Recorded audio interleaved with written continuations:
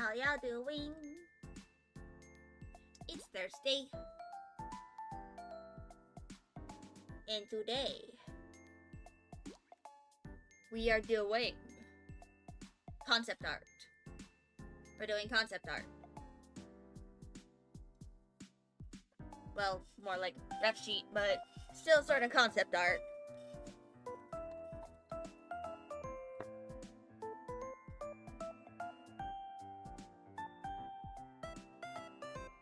So...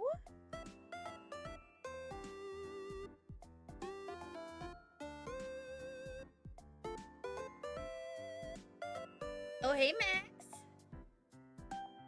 Magda has decided to say hello. Ah, yes. 1.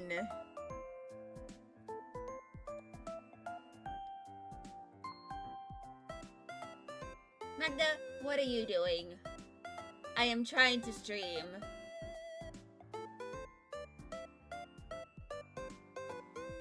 Sorry about her, she's just being very silly.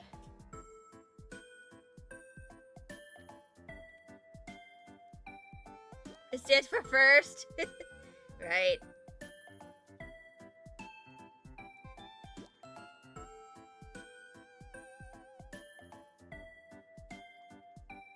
So...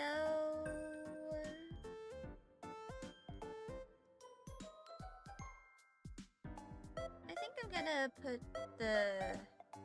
It's like... over here-ish.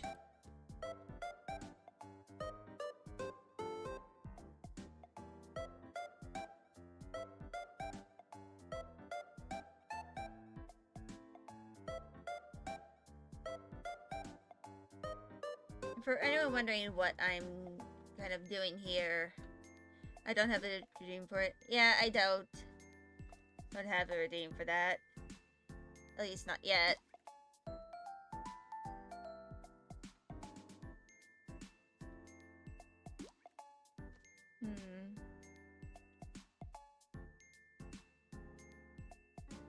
I just realized something.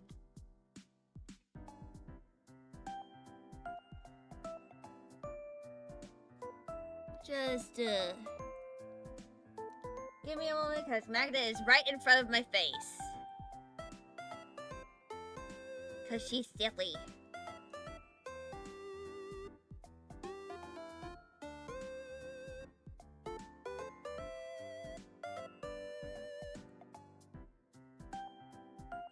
Let's,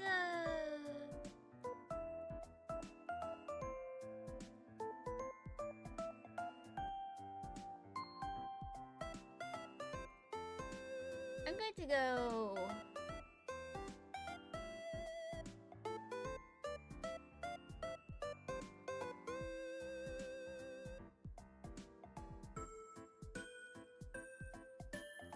So... Magda? Magda! Maggie, please.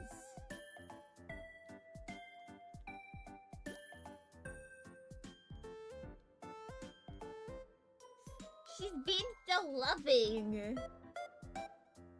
But I can't give her love right now. I need to focus on doing this.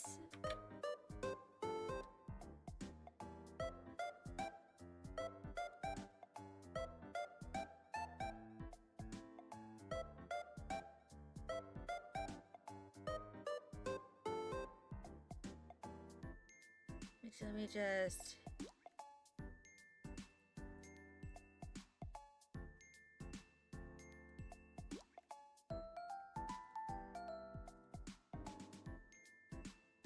put all that, move that over here.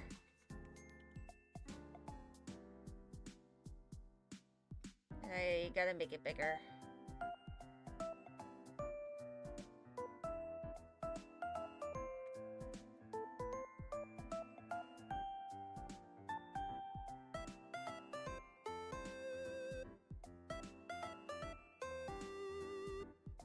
Let me just...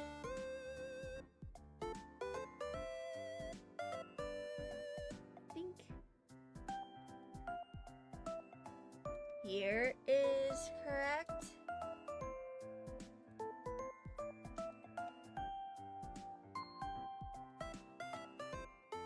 But anyway.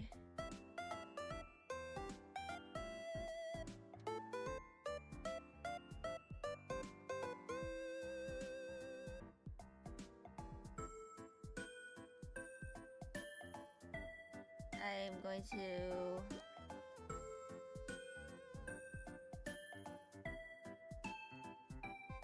start working on this.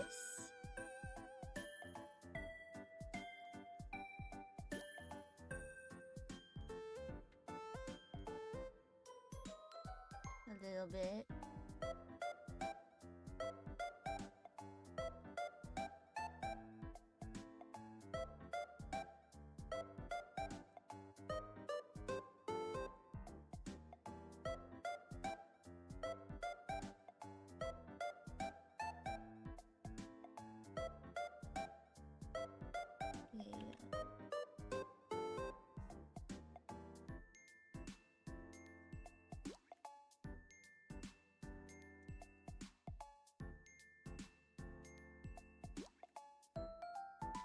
So,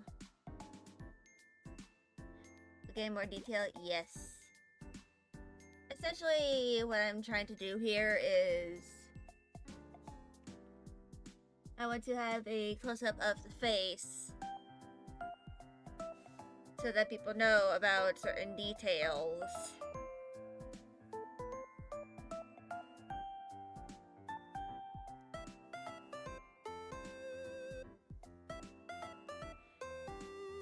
Like, for example, the cuff palette. And, you know, his other scar.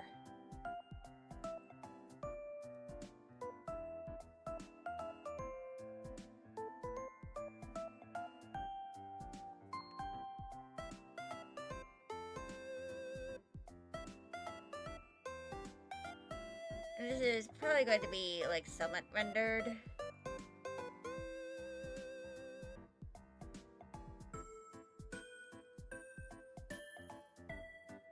You have been summoned, Hello Fun 4. You just...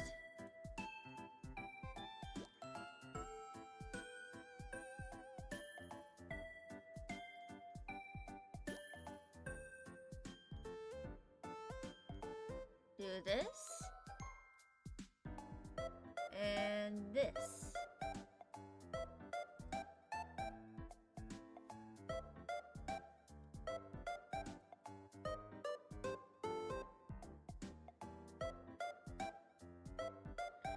And those are his scars.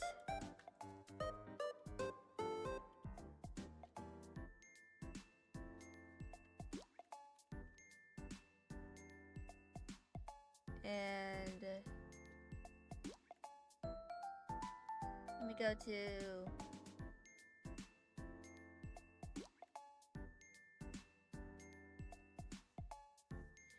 here.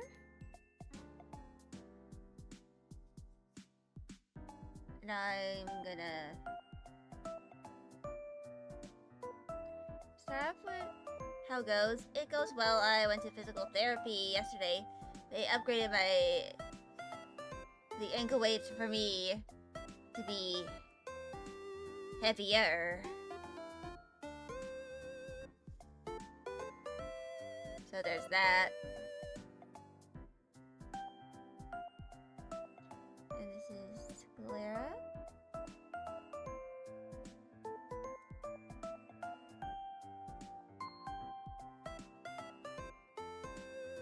And then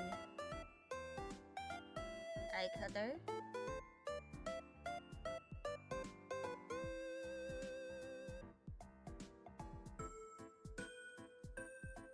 And I'm kind of like just... He's gonna look bald for this.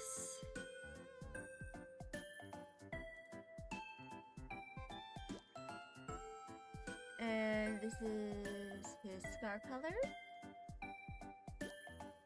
Hello, Magda.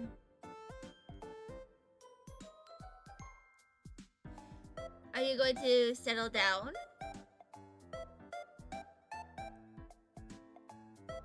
So that I can be the streamer and acquire money? Even if it's like only a few dollars?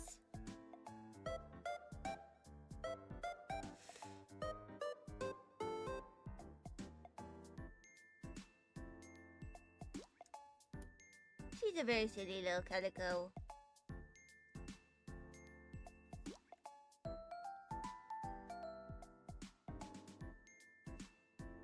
Hi! Hello!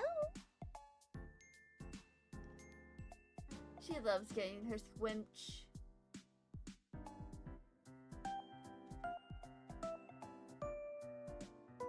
I'm gonna add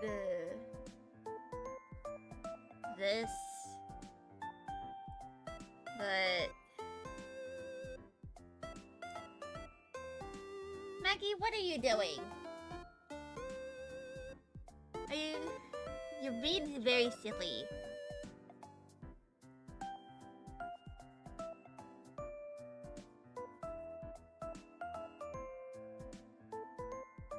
But yeah. I didn't want to make him look too bald. Just sort of give him a little bit of 5 head.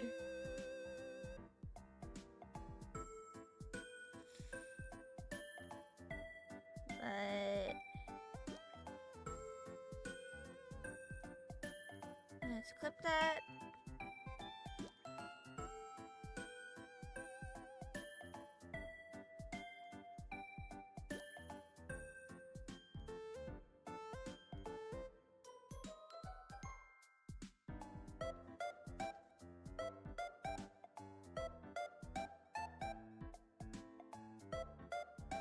And then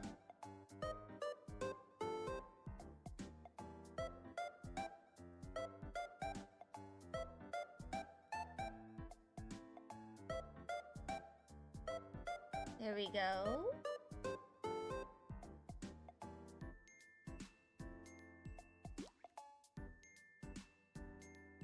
This is going to be pretty simple.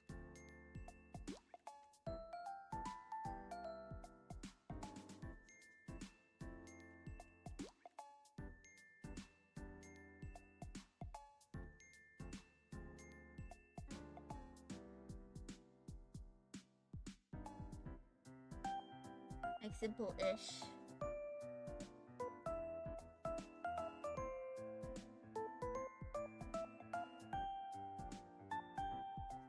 Right now I need to correct some color.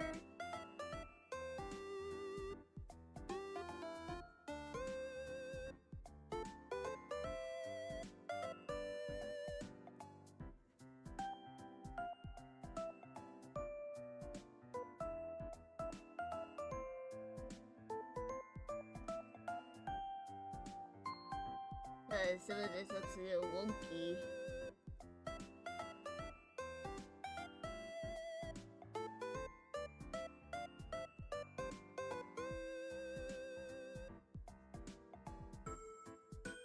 Yeah, this is the face of Fettle in his most shrimple form.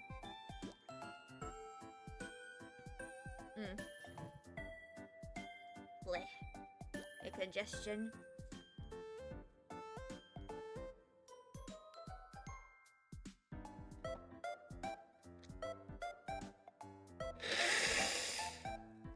Hello, Magda.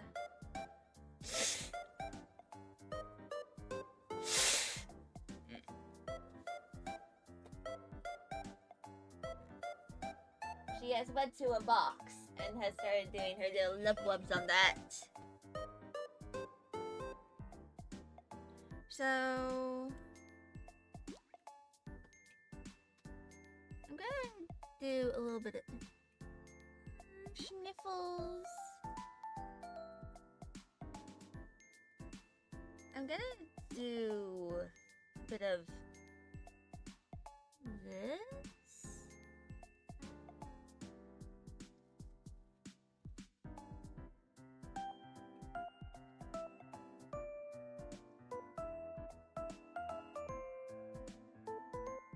so that it looks a little more contrasty. Just give him more definition to his brows.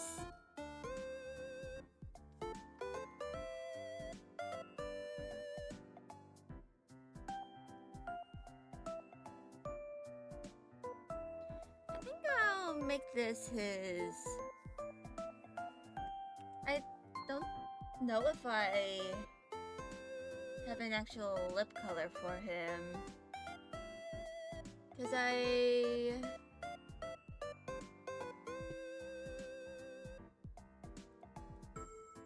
go. Okay, thank you for the stretch.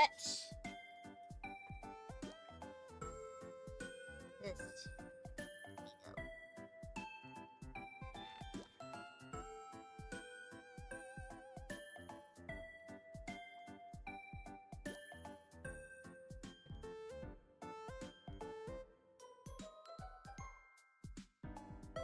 okay, so I do actually.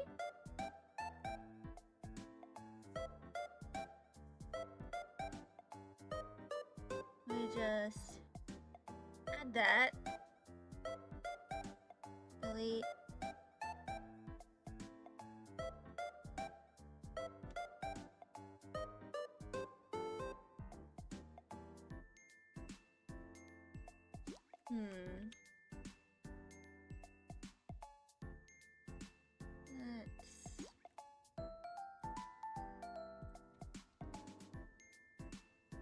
Okay, that is a little more sensible.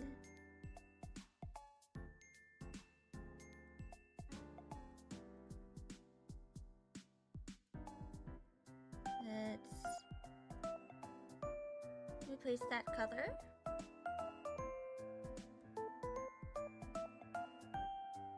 And let's put this at 50. The percent opacity.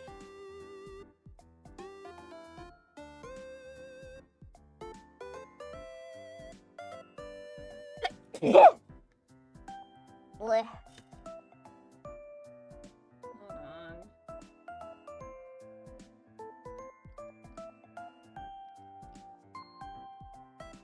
I have sneezed 35 times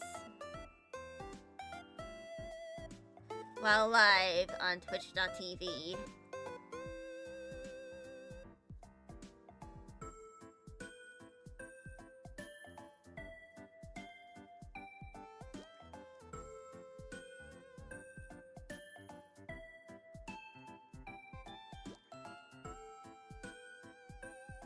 So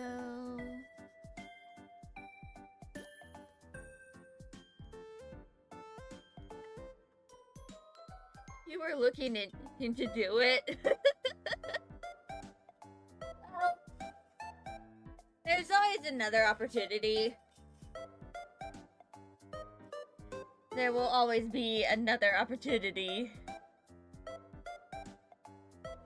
Because I sneeze pretty often. Because of allergies.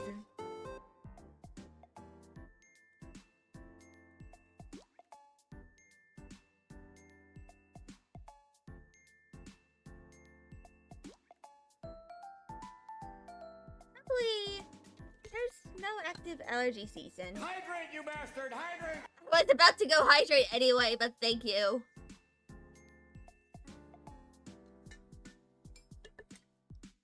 And there is one extra detail.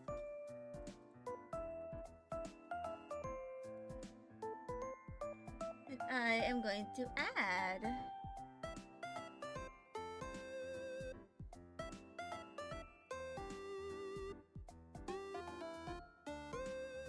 It's the pupil.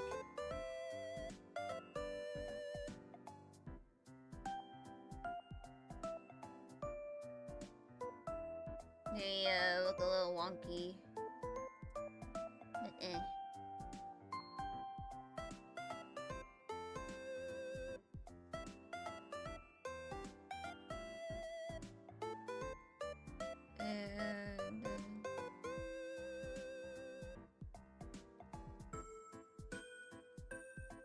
add glow, I think I'm going to do this.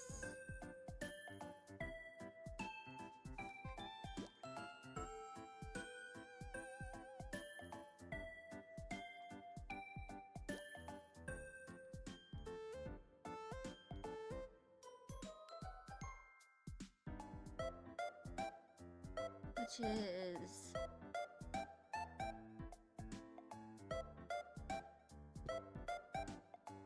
put that down and then blur.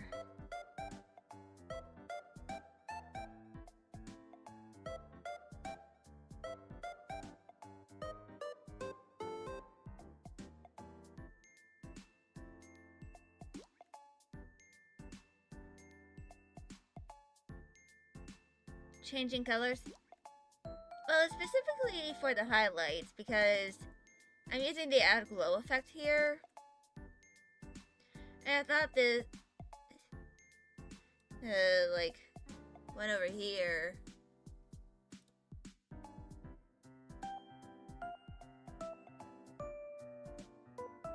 Like this highlight looked a little ugly looking.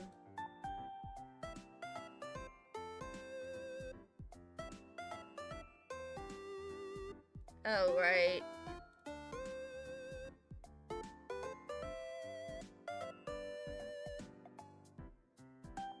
Because it looks a little better.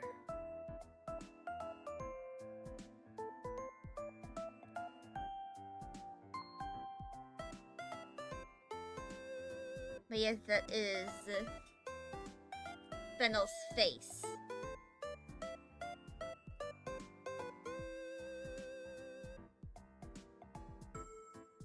Over here.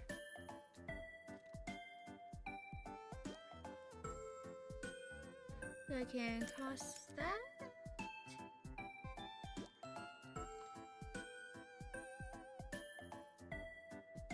And eventually I'm going to try my hand at doing a back reference for Fennel.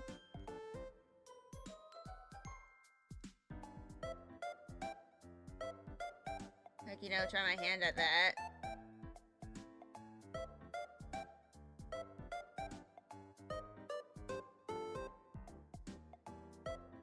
And of course, something I might do is like a 3/4, where it's like fully rendered.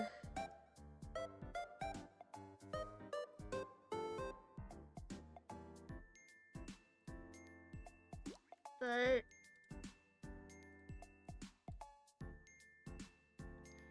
we go to canvas properties. And there we go.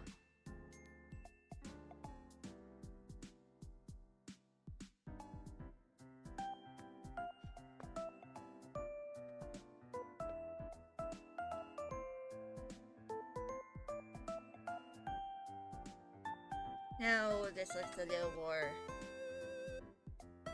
solid.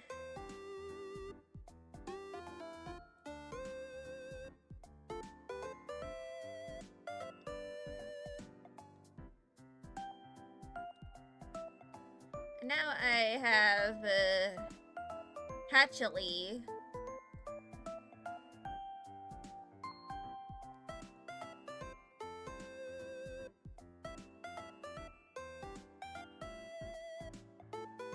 What is this meant to be? Oh, right. Shading. That's what it's meant to be. But I'm gonna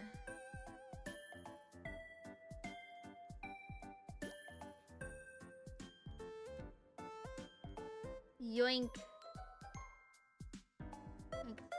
the head.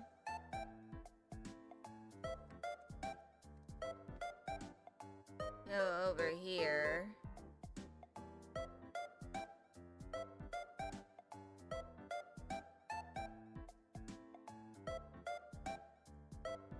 And I'm moving this over here.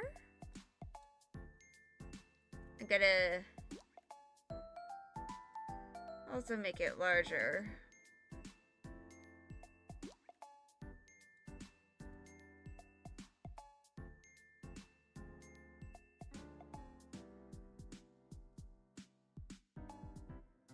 I like working on multiple models at once. Well, for the case of what I'm doing right now, it's mostly I want to kind of have the same steps done around the same time for some of these.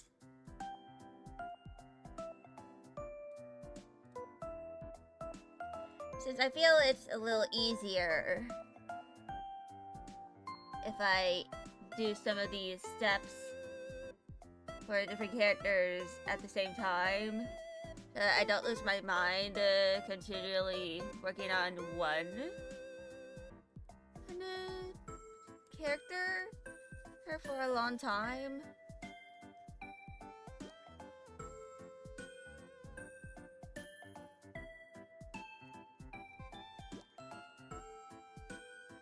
I just want to make sure my attention span doesn't go to yoinky sploinky.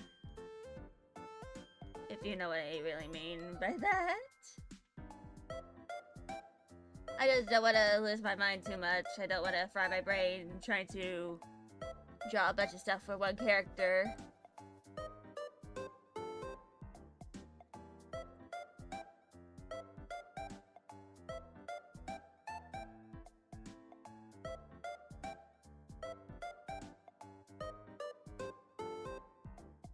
But anyway,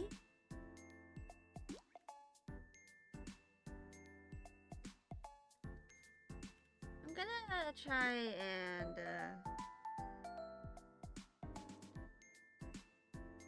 make it a little smaller. So the middle is about there.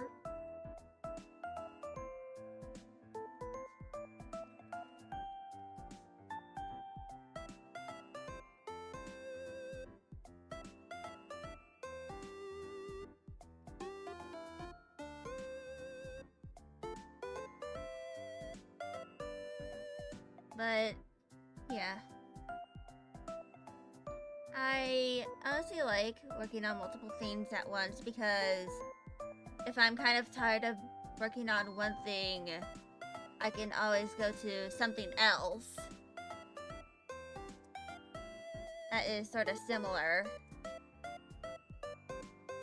You know? It helps me feel productive even if I'm not working on kind of like the same exact thing, you know, all the time. I'm at the very least working on something.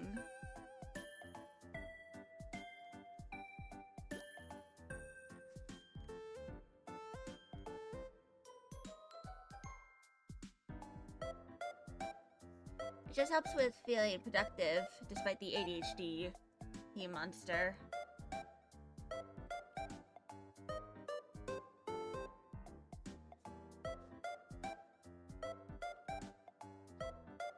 Do I have it on mirror draw? Yeah, I have it on symmetry mode. Luckily, unlike Fire Alpaca, I don't have to just try and do the symmetry at like the middle of the canvas.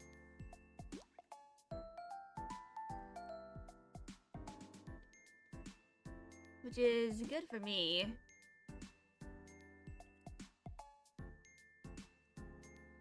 Because, you know, that was pretty annoying.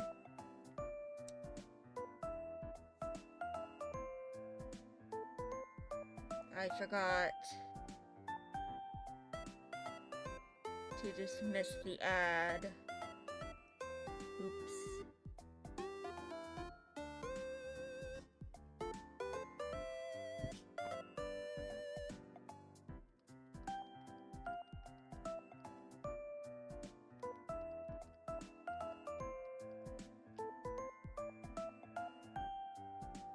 anyway.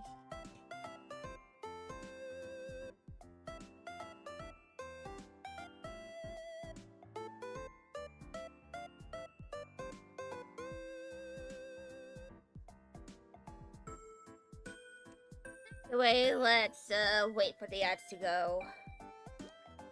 Do their thing.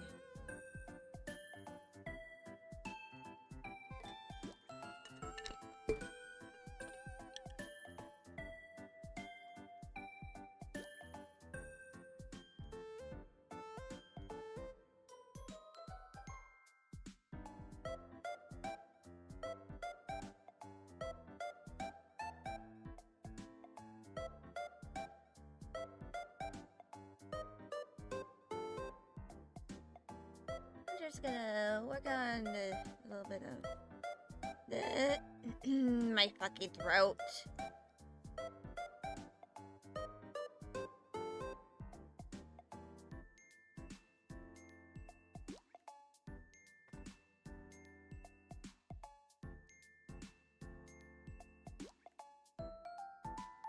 Anyway, ads are ending in about a minute. So I'm gonna wait for those to end so nobody feels left out.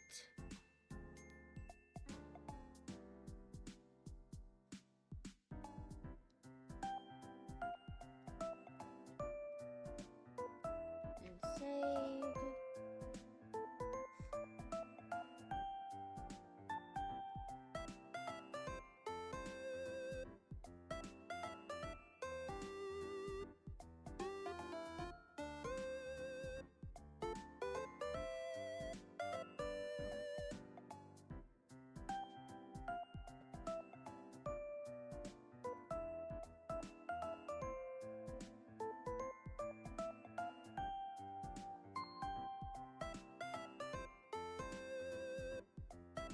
Back. Alright.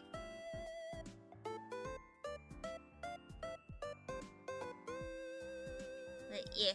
Also, apparently, the Stream Deck recently had an update, and I ended up finding out that there's a plugin for VTube Studio for a Stream Deck. That and for Twitch stuff, so I can literally just press a button on my Stream Deck and run ads. Or like send out an automated message. And because of that, I can press the hotkeys for my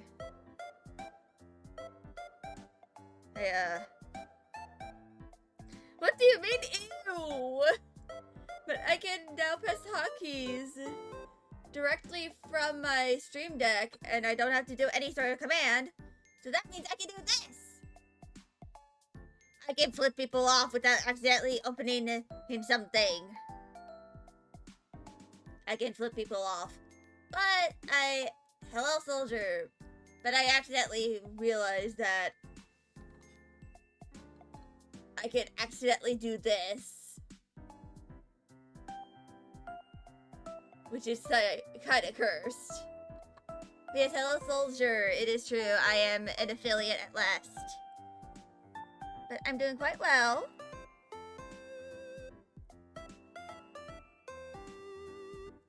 I find it really funny that I accidentally made Patchouli look so terrifying in this sketch. She just looks like it's just like this deer in headlights look.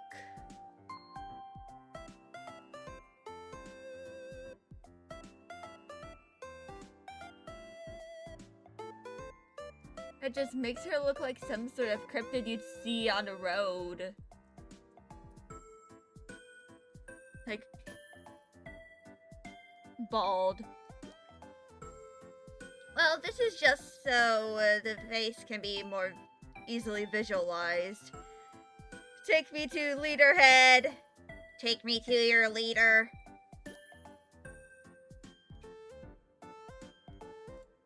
Let me try something.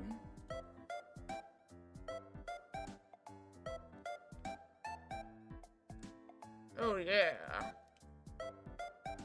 Oh yeah.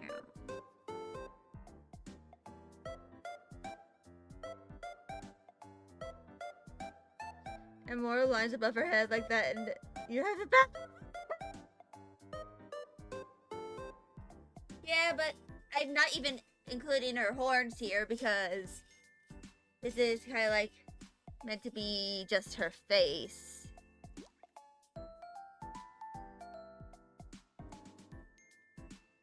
Oh, you gotta go. Alright.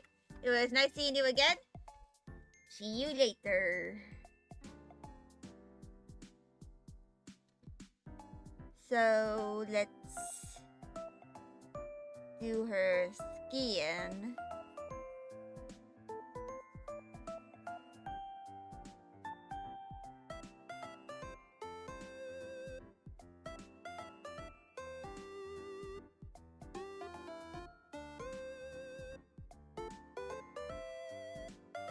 She now looks way less cursed and more like autism creature.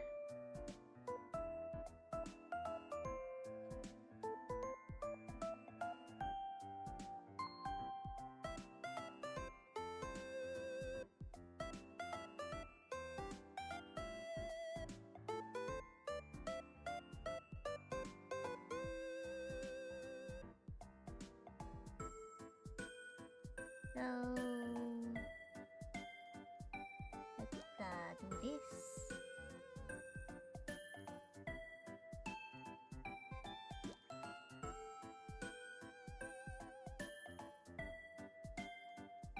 And then sclera.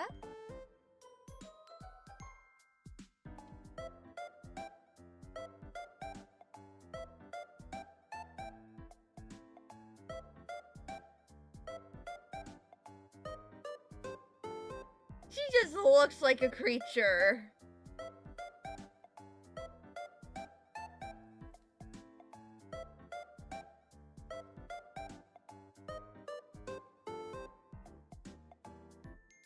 Like this is just some cryptid you'd see in the middle of a forest.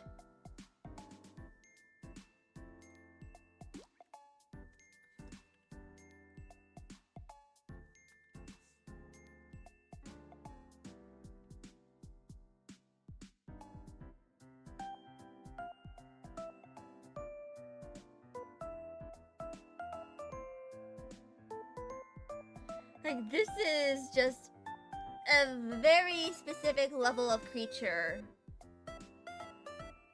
Beyond human comprehension.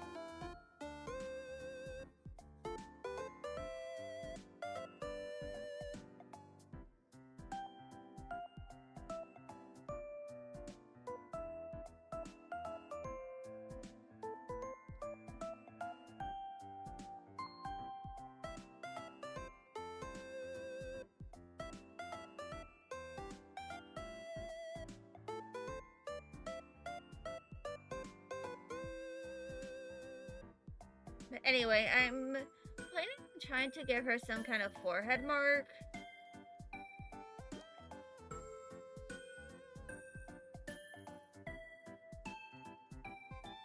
Like, I'm gonna go to my Suke pen.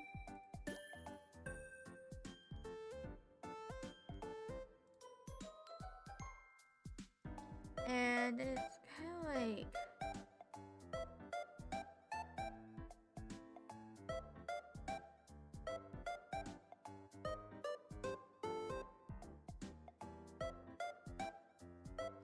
something like this. I should probably make some kind of like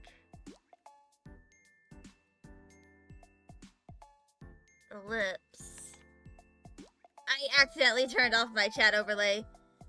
Why does it look like I'm making them into a 2D model, breaking them down into layers? That's because it is kind of like that. You know, when it comes to, you know, breaking down a character into like making a reference sheet because I am probably going to eventually make these characters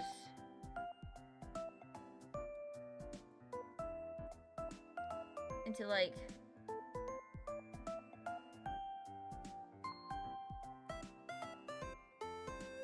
some kind of like,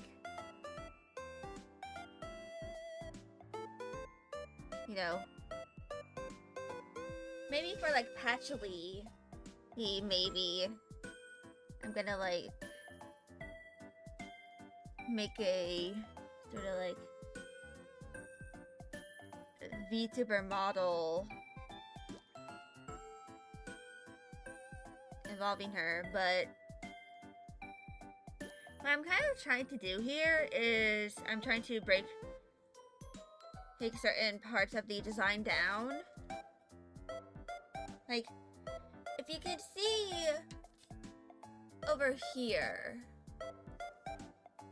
like here, this is her eye.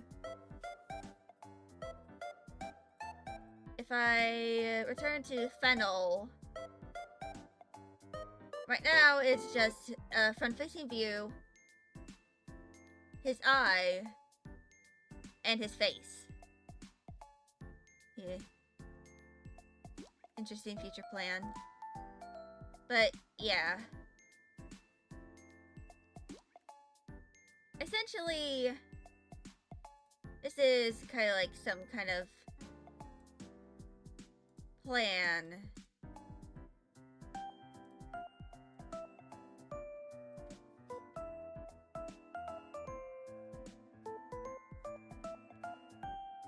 to sort of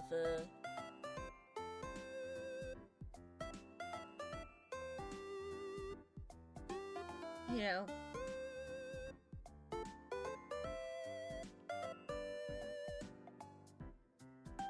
make a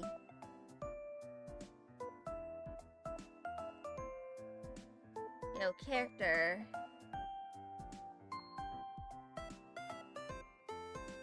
Renegon, indeed.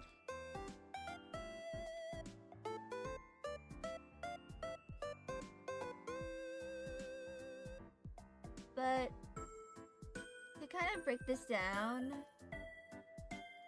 into the most simple way I can,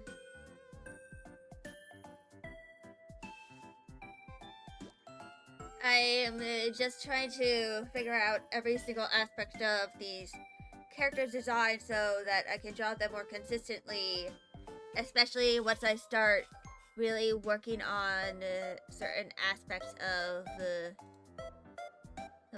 story.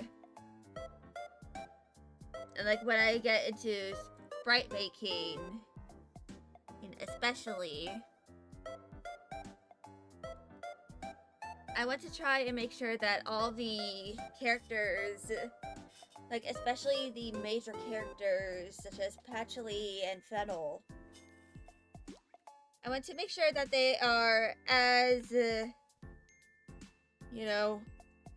consistent as I can possibly make them.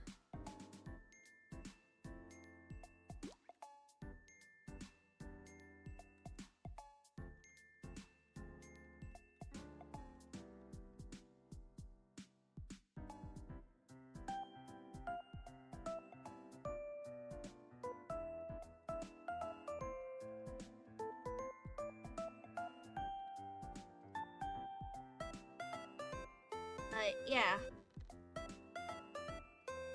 I'm going to keep the eye eyes of Gimli kind of like separate from the rest of this for now.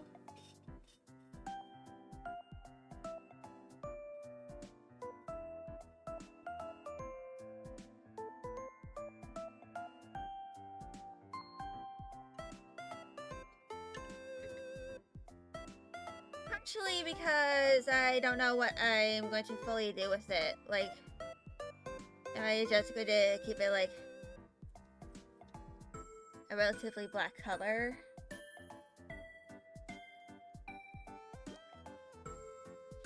Or if I'm gonna do something like this. And have it be like solidly colored.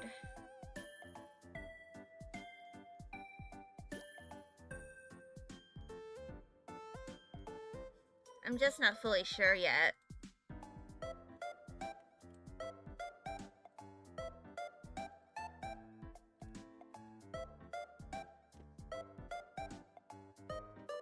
But this is kind of going to be the mark on her forehead.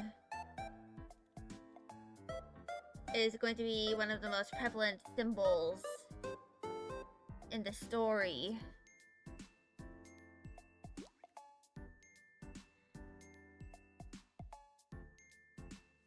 But for Patchouli, there is something else that I need to do.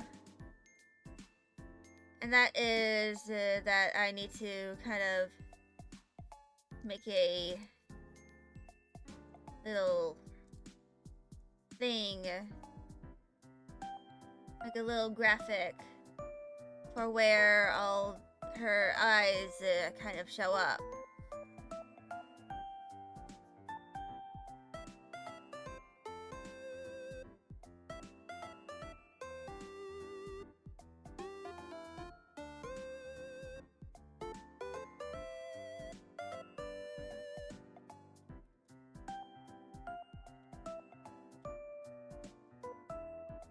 So that, and I kind of need to figure out how I'm going to figure out how to do them.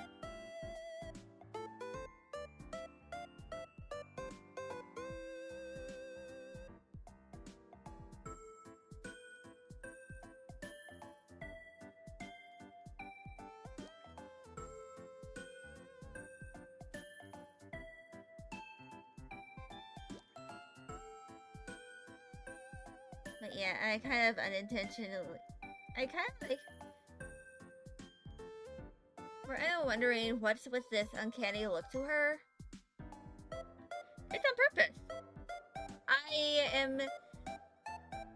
I kind of did this to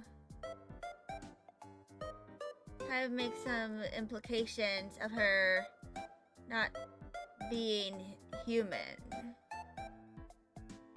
Like, she is adjacent to a human, but she is clearly not an actual part of the human race. Like, she is something else.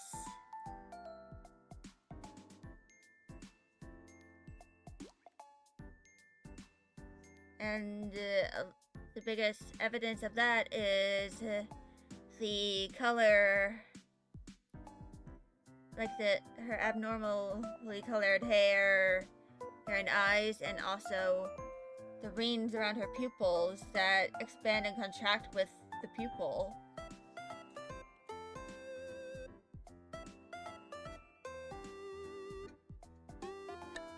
I might make some kind of like live 2D concept for her, so that it's easier for me to kind of visualize what she, is.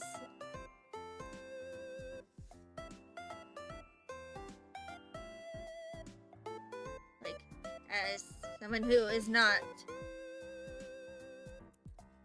she is not actually human.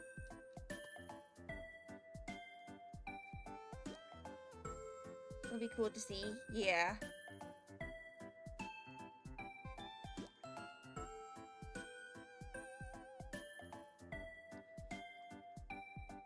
But of course that's gonna take a good amount of time.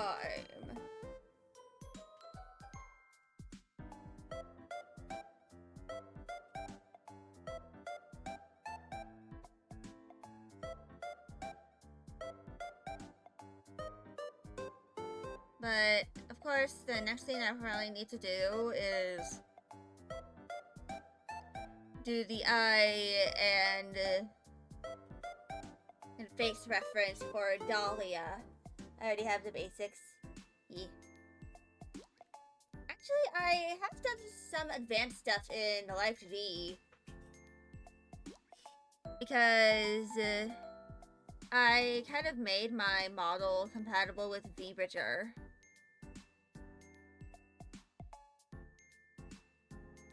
which kind of like has more advanced lip sync stuff. So I can do stuff like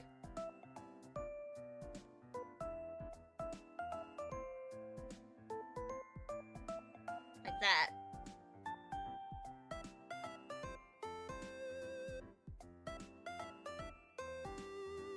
But anyway,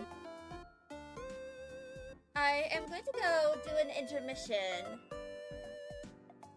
because I need to go use the bathroom and all that.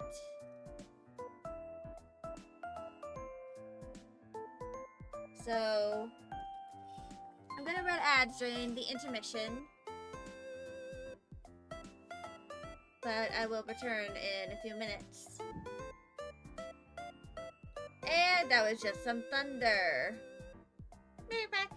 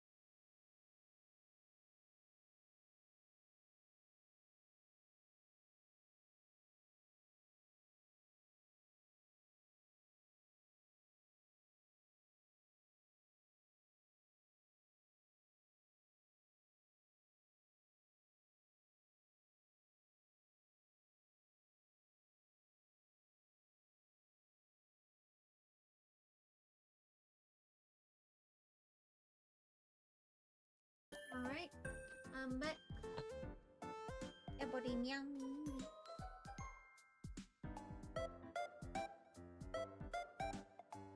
So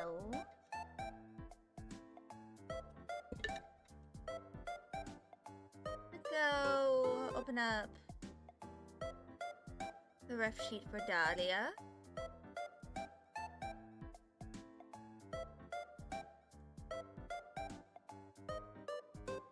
I'm gonna use this. Oops, it's video tube. Oops. I was pressing the wrong keys.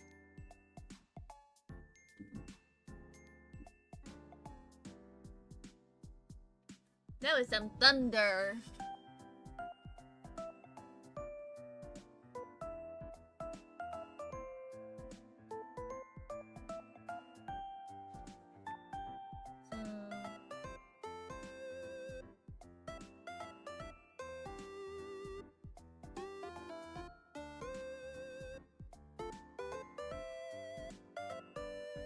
Now we move this over.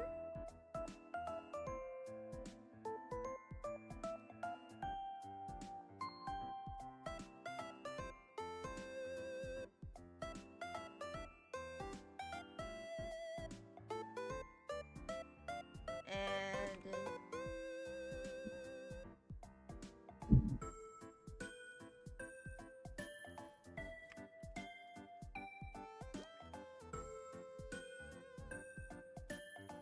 we just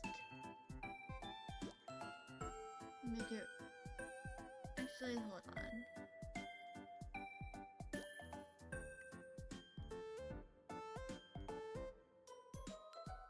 Yeah, we can do that.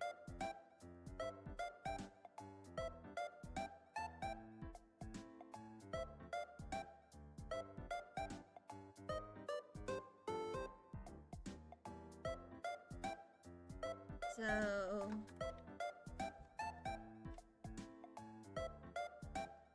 for anyone wondering, is it thundering for you right now, Skelly? Yes, it is. There's a lot of thunder. But I'm going to draw anyway.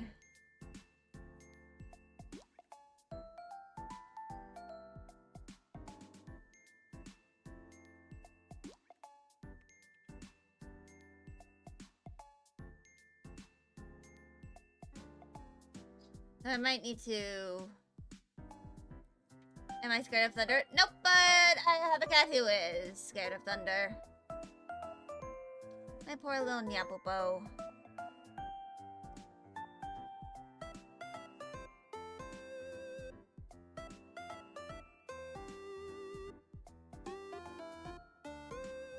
She's always been kind of scared of thunder ever since she was a little itty bitty kitten. But to be entirely fair, she used to be a trailer park cat. So this is not her favorite time.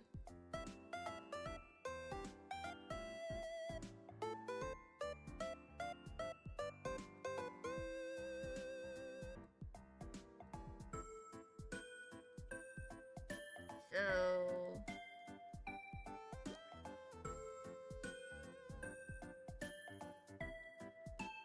I'm gonna do this.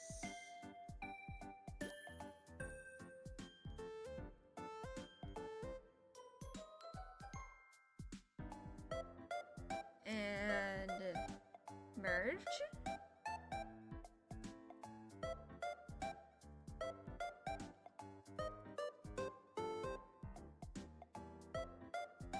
So first thing is I am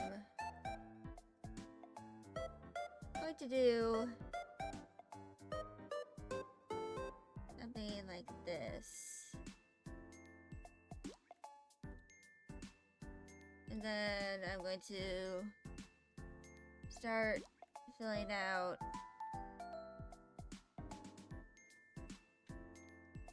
everything else.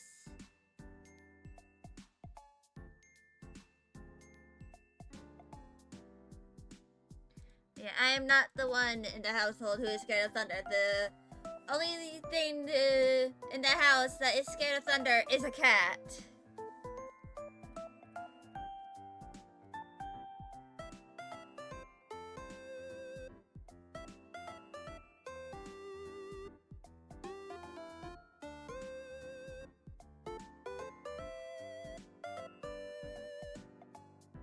Yeah, we've tried a lot of things to kind of help her with her fear of thunder. But they haven't been all that effective.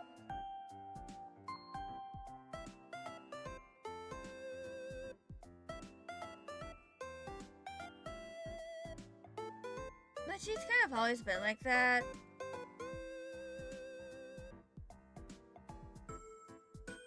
I mean, sometimes once you've been in a trailer car, when you've been in a trailer or park cat for your entire kittenhood, there are some habits that don't really escape you.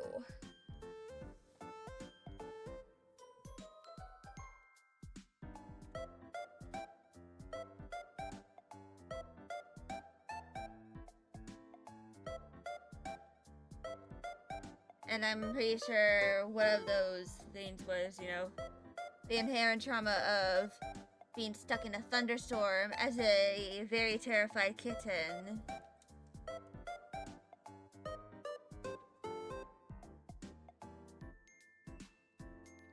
And just being small and scared. You know?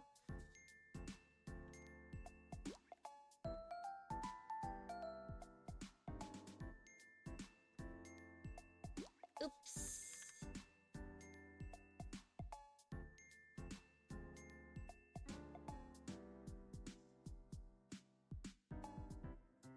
But yeah. She tends to just try and hide in places. Just whenever she hears the thunder or sees lightning. Sometimes I, try and hold her. Sometimes swaddle her in a blanket. Until she's like, okay, human, you can let me go. I like when the ads roll next in 24 minutes. I'm gonna try and find her.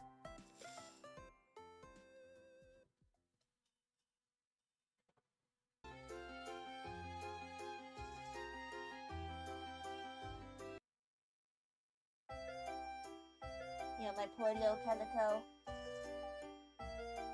The noises of thunder are not noises that kind of startle me.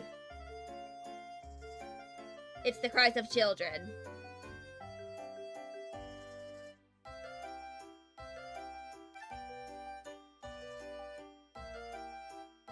That, kind of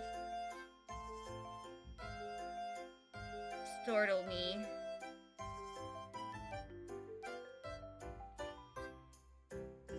But anyway.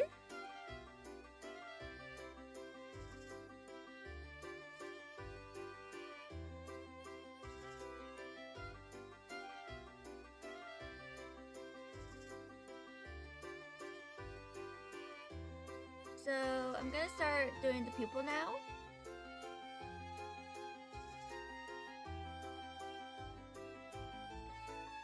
Which is going to involve a little bit of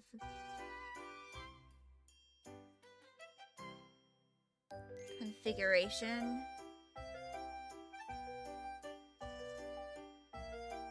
of some of these.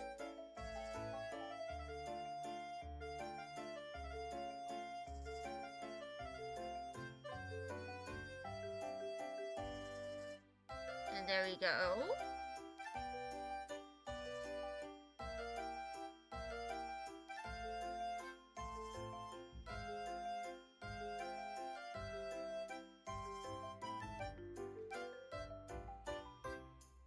But yeah.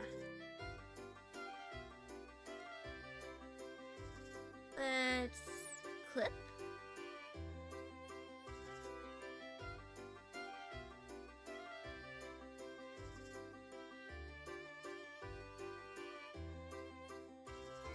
And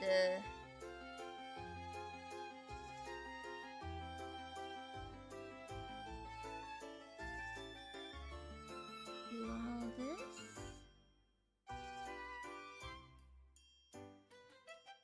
That is a good bit of Dahlia's eye.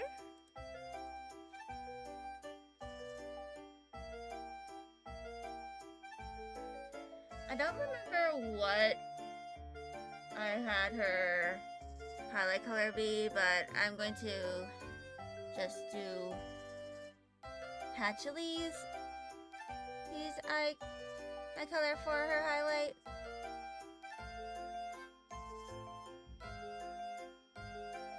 Then I gotta blur.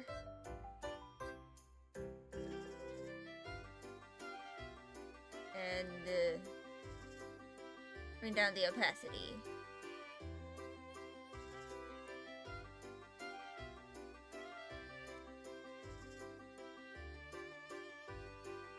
That is Dahlia's eye. I'm also gonna add a little bit of a highlight over here.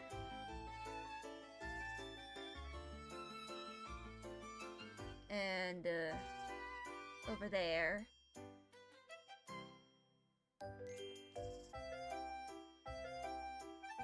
And that is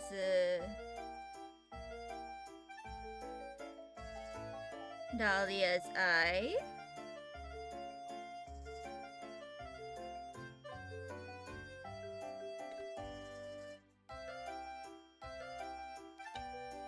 Yeah.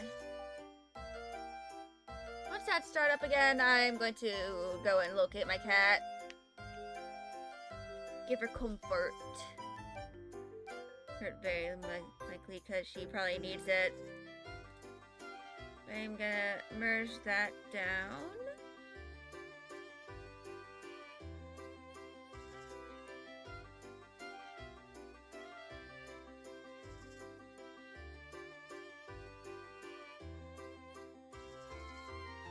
And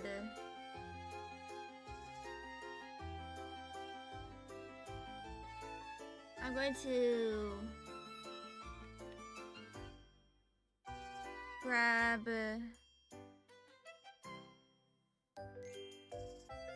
certain parts of this.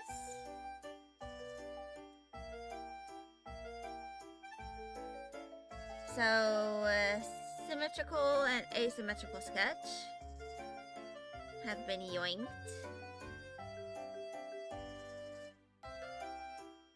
So,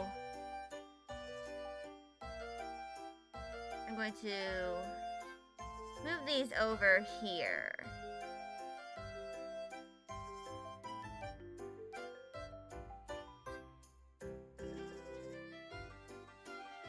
I don't need to do much for the asymmetrical sketch, but here I'm going to start erasing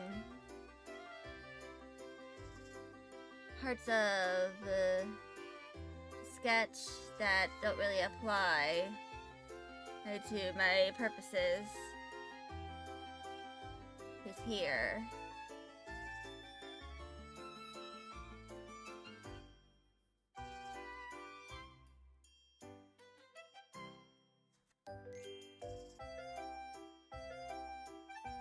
And this also includes the horns. So she's gonna be given the buzz cut treatment in here.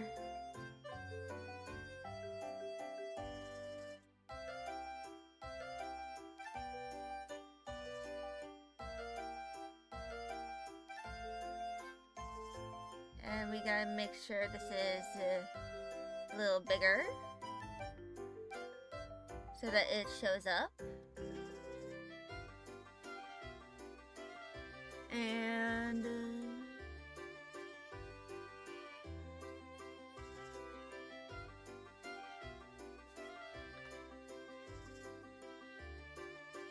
there we go.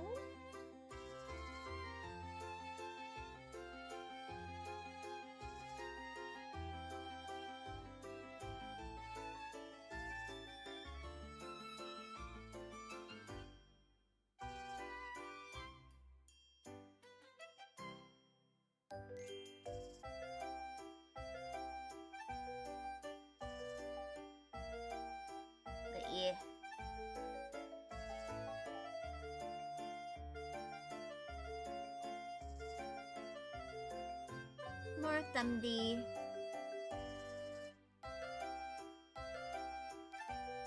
And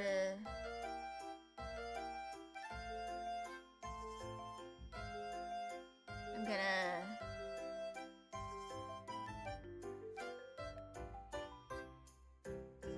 I unintentionally made her chin look kind of long, but I think that kind of could be pretty effective. Actually, she's kind of like has her jaw open, but her mouth is closed.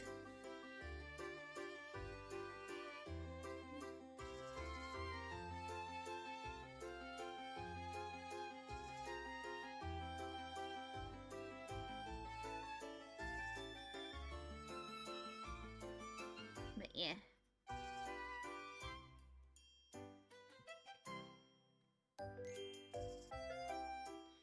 Anyway,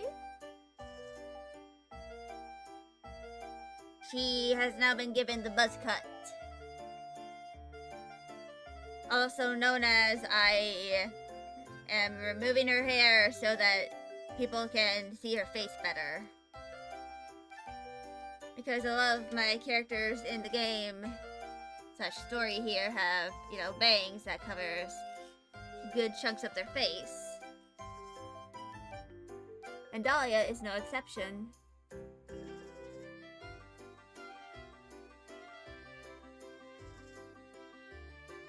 I probably need to make a little bit of lore for her little scar over here, which I'm going to use this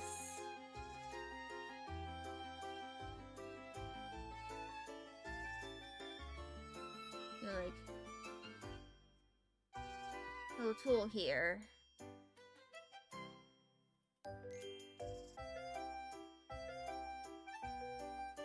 To kind of like do her face.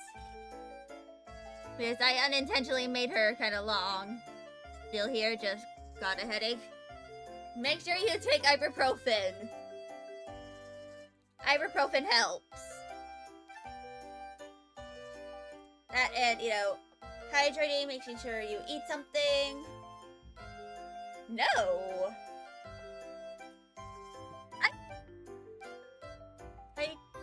I'm saying this as someone who has had migraines for like half my life. Just take the ibuprofen. Take your painkillers sooner rather than later.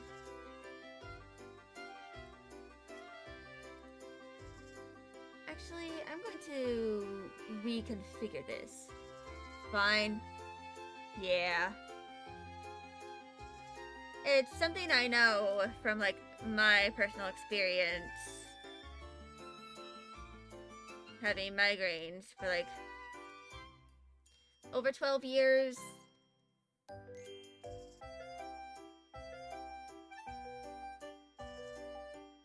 Is that, you know, it's better if you take medication to help with your headache or migraine. If it starts or you start seeing the signs like auras or something before, instead of like taking it as soon as the pain really starts getting bad. It's a little more effective that way.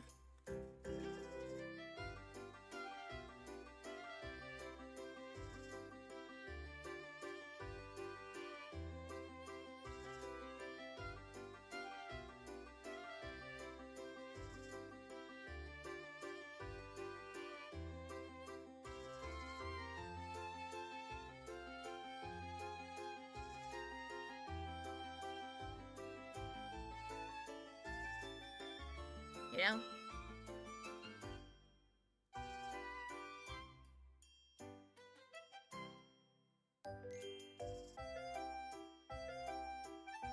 It's just that, you know, I have experience with this.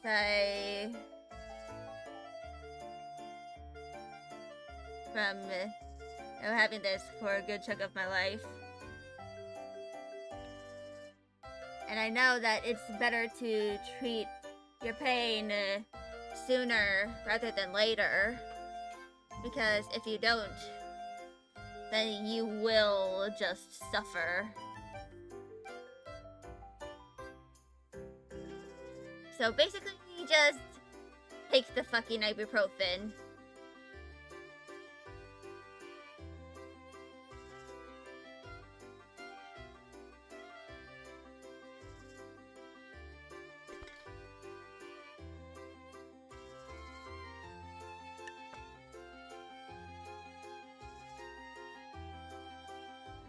But anyway, merge down.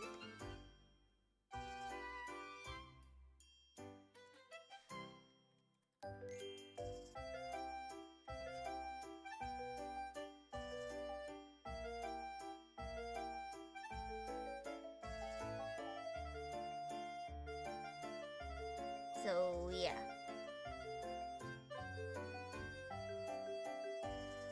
Big lesson is that just listen to the body. If the body is starting, if you know the signs of when you're about to experience some kind of like pain, then take your painkillers before it starts getting real bad.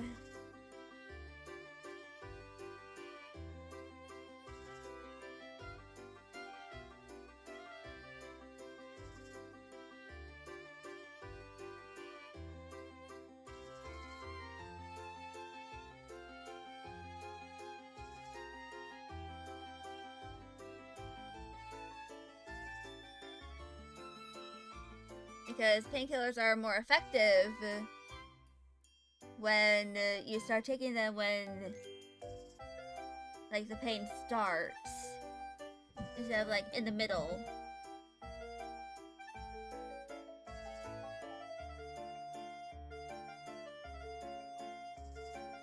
It's not like, oh, I'm in the middle of an asthma attack, I can just take a few puffs of my inhaler and I'll probably be fine. You kind of have to take a preemptive effort.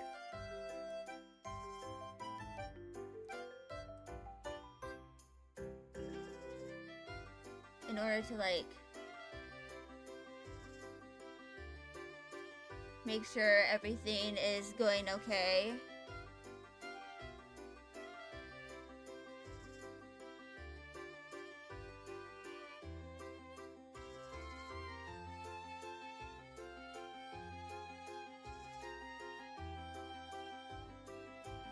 Yeah.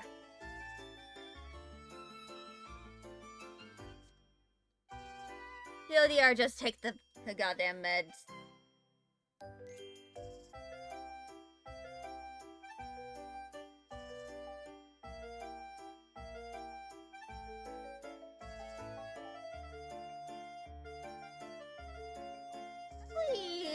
Over like the past few years, ever since I, started Max Salt when I was old enough,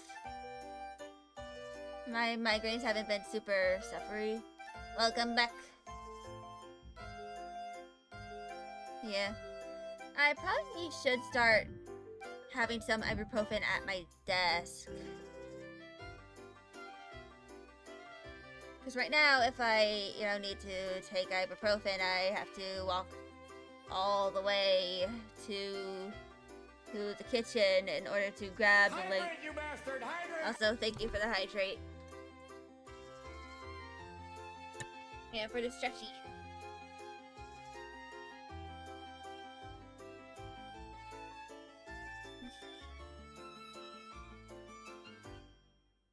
But yeah.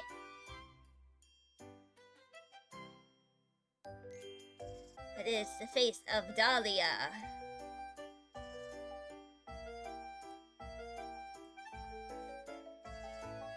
We just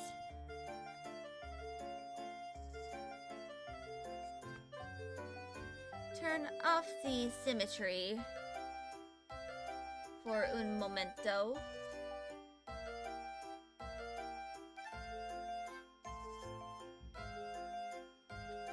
Just yoink that.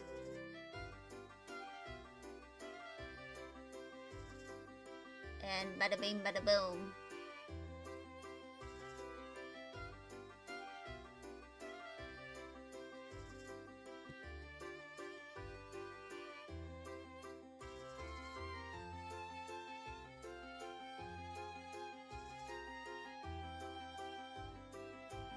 But anyway,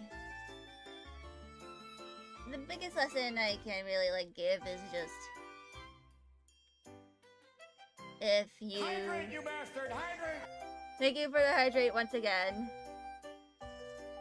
But basically, just the biggest lesson I can really give is just listen to your body. Take your pain meds if you have them available to you.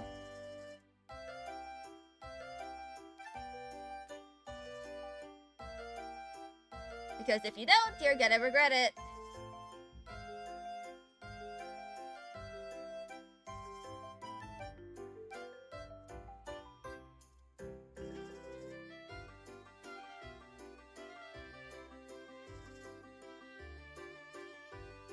Your body said no.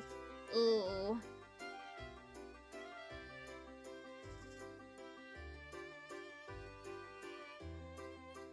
But anyway.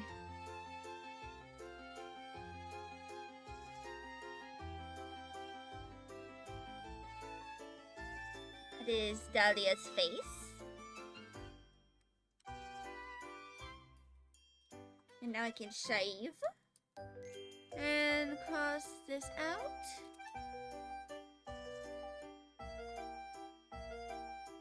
But yeah.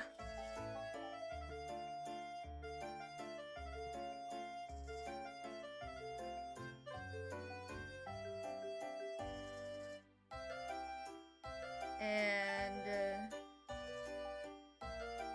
I'm gonna look at this book jacket. Because it's looking very wonky. And for anyone wondering, this is kind of the concept for what the cover of the story is going to look like.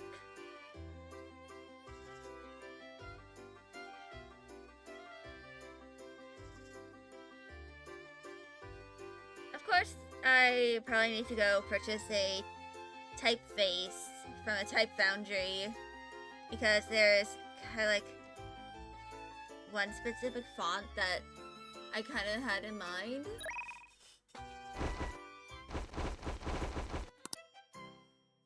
Which, let me go grab that.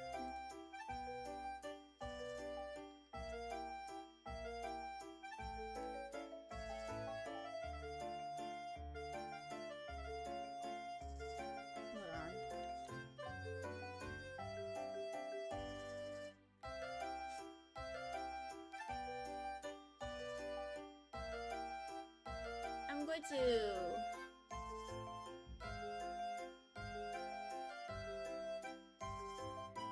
grab a screenshot.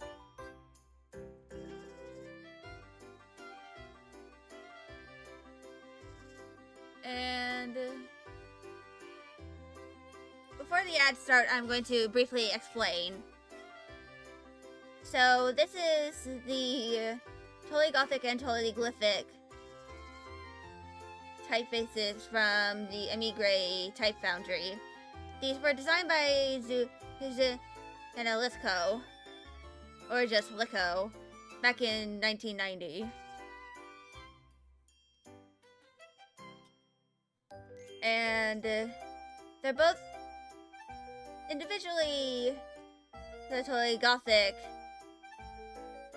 and the wide caps are $39. And the Totally Glyphic is $39 also, but the package is $75.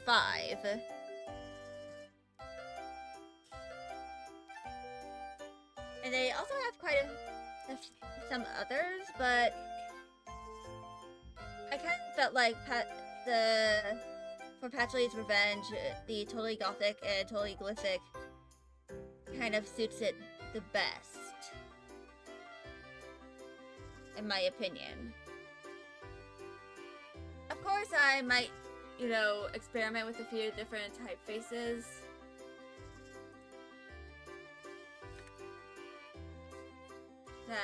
know,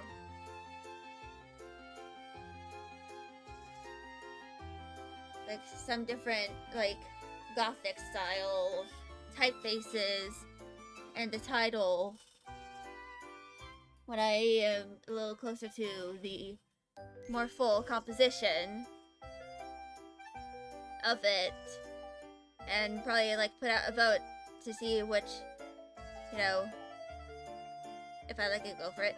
Yeah, but I also want to make sure that it's something that, in case anyone has like feedback on, like, if they have an opinion on what typeface could be better, then I want to hear that opinion.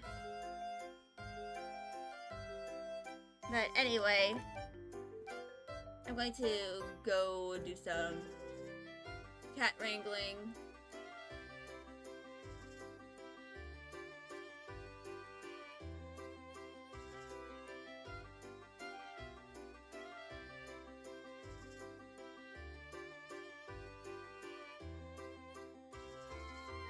So I'm gonna walk away for a little bit and try to find my cat.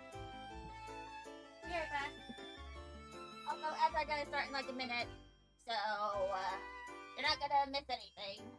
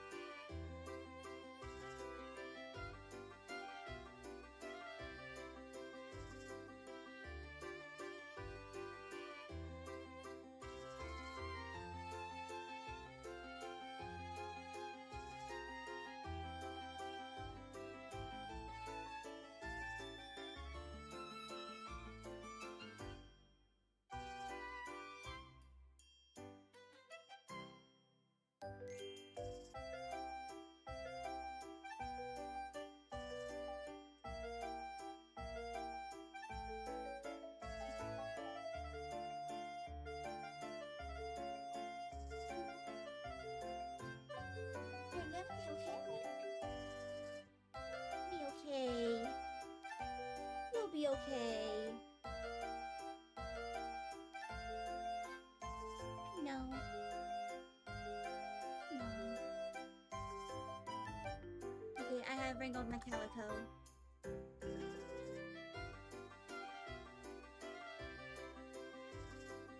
She is very scared of the thunder.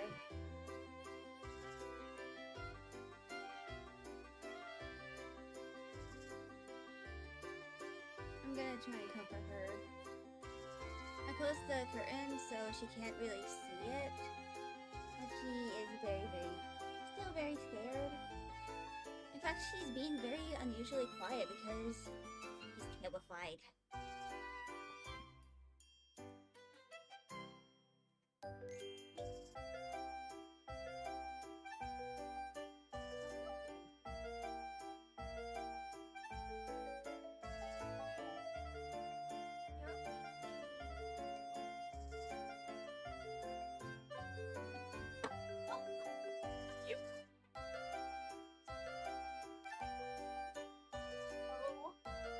Oh, my poor little bike thingy.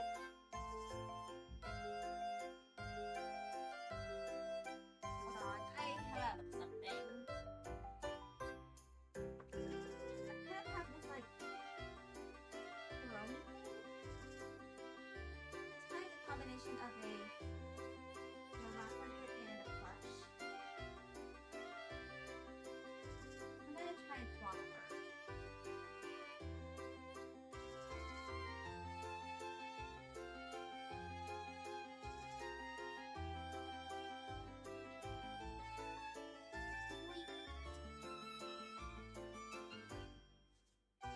Okay, I have acquired my little pelico. Why sleeping? Come on. You're very silly. She's back to meeping. Somewhat. Come on. Let me swaddle you. Let me swaddle. She does not approve of being swaddled. Oh well.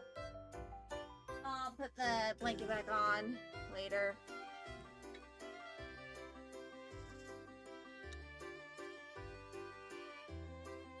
You wanna go? You wanna go? Alright, go. Nope, you stay calm. She didn't really want to stay. Because my has a window that goes to the backyard, and she might see the thunder a little bit. Like the edge of the curtain that I kind of like peeking through. There's some of the outside, you know, light.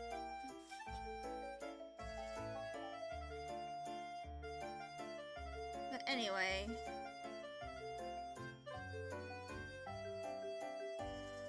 I'm actually going to use this color. This is not technically part of my to-do list, but I'm just gonna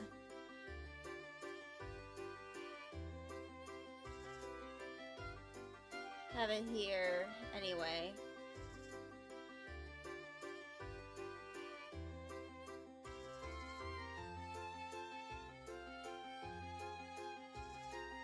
But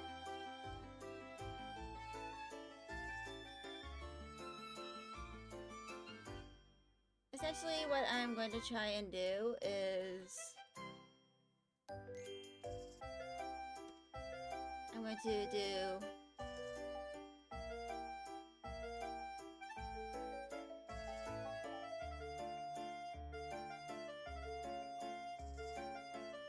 this, kind of. Actually, let me go add this to my to-do list.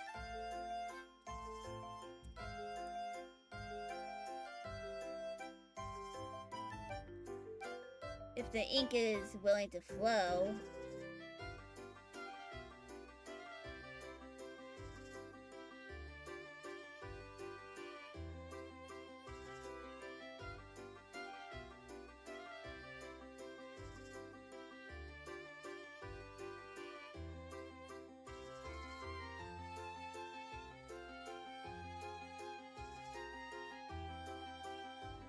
But yeah, I probably need to eventually make some kind of vector of, you know, the symbol so that I'm, you know, going to try and draw here.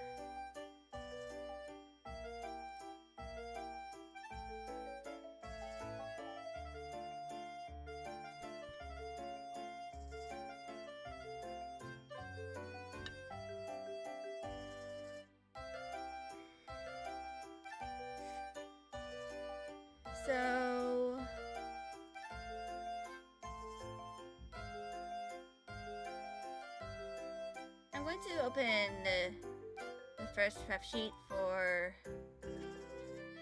the Eyes of Gimli, and I'm going to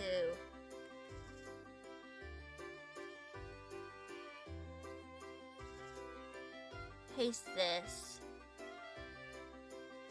It's gonna look bit crushed as hell, but it is gonna be here.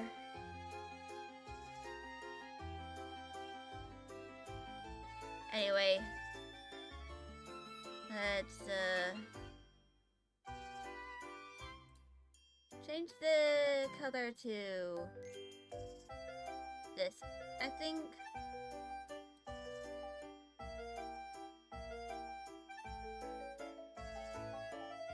And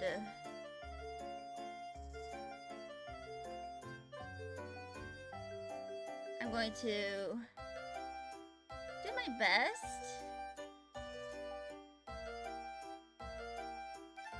to like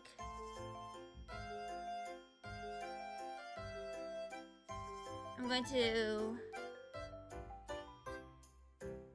make a little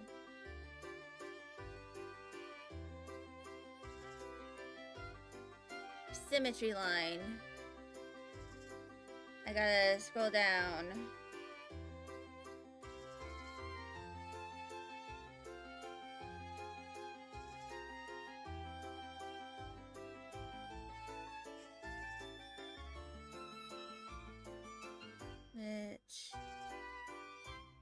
Let's center align.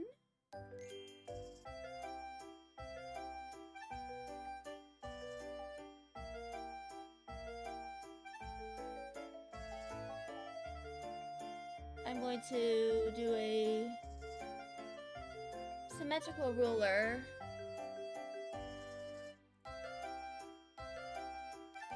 And I'm going to try and do something here. So it looks a bit cut off over here. And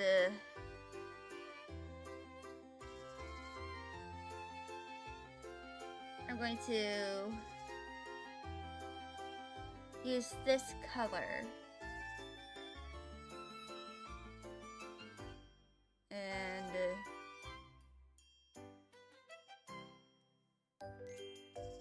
I'm going to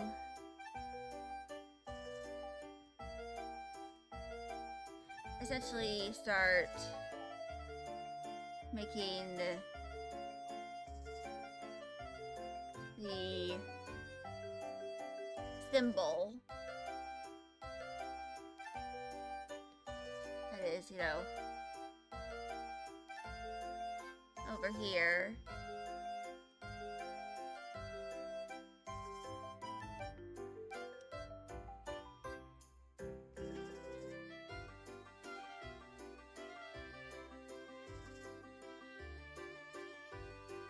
And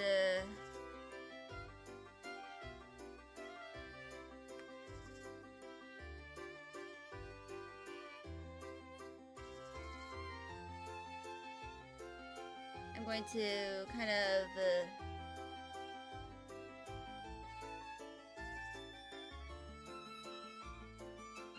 the progress has gotten so much better. Yeah. I'm going to kind of like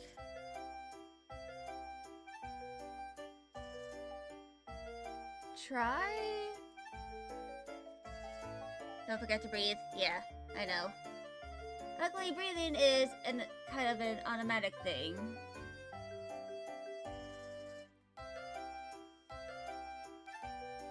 But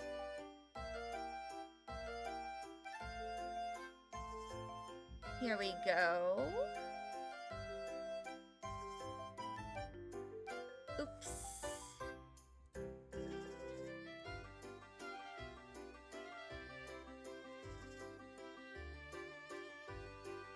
So the EOG, or the Eyes of Gimli, is kind of like meant to be like this, and this is, you know, the original concept. But I think I'm going to try and do something like this. Like have it be a bit of a circular composition.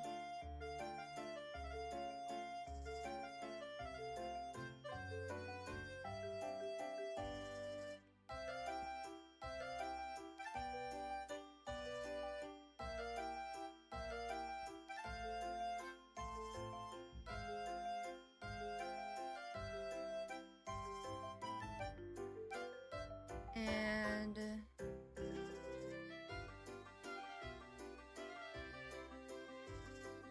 so if I go to the ellipse, I can kind of like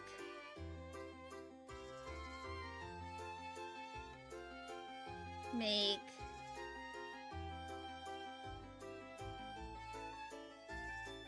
this.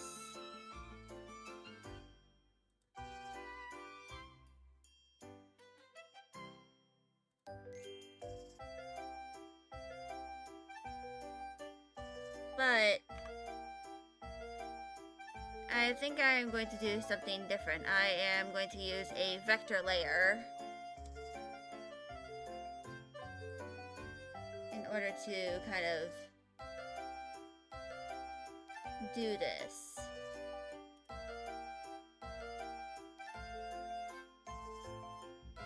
And the reason why is so that I am able to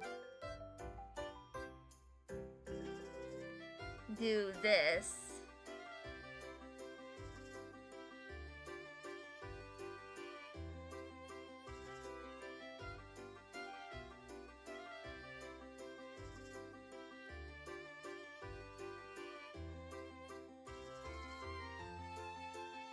I might need to figure out what I might need to find something. I need to log back into Clip Studio Paint. Just give me a moment to do that.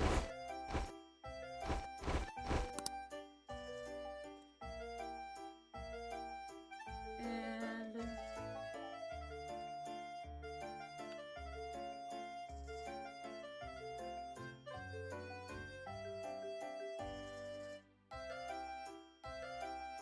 log in.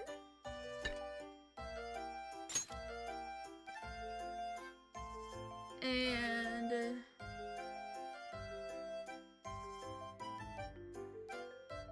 I'm going to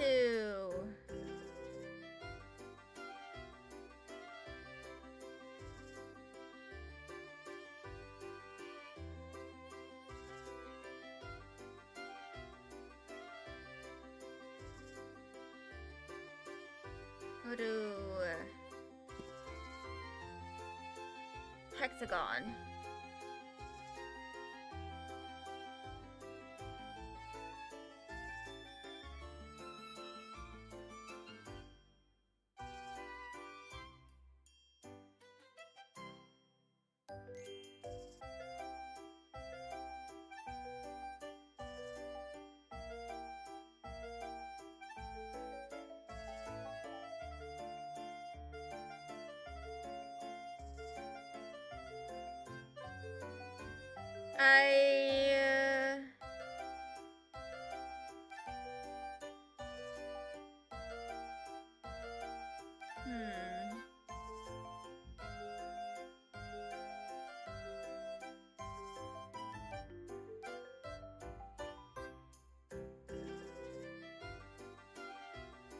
Okay.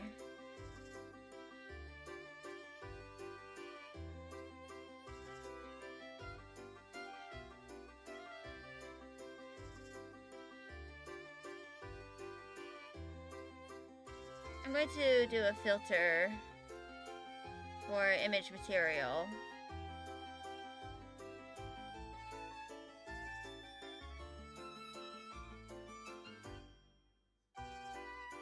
Because a lot of these are like patterns.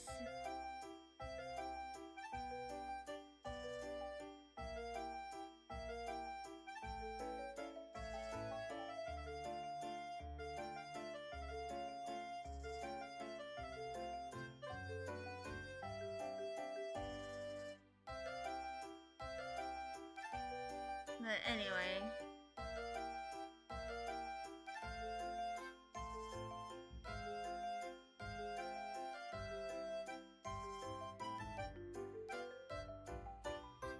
Gotta wait for that to download, I think.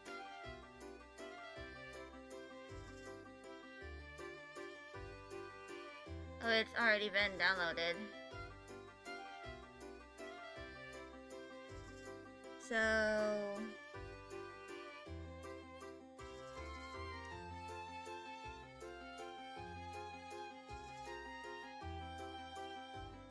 I think this is...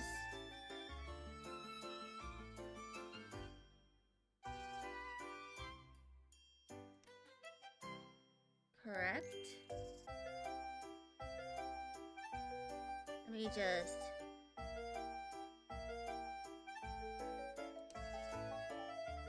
I'm going to...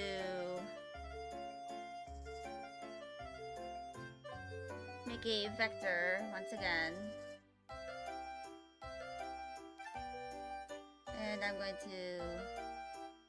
to use the line tool.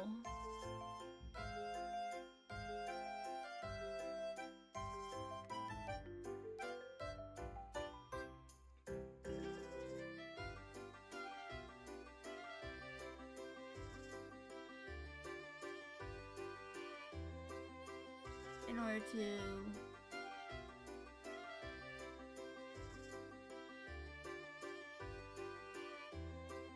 I think I remember to press shift.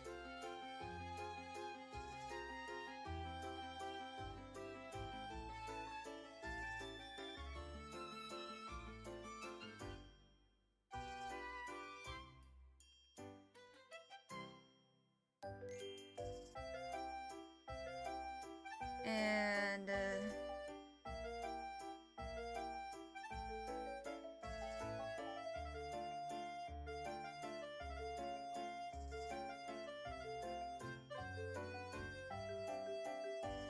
this is going to kind of be my guide for the endpoints of the Eyes of Gimli.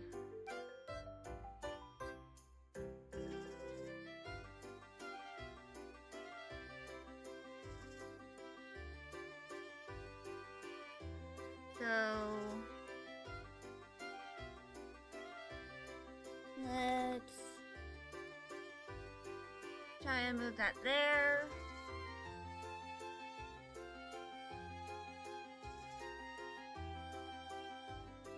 And then I'm actually going to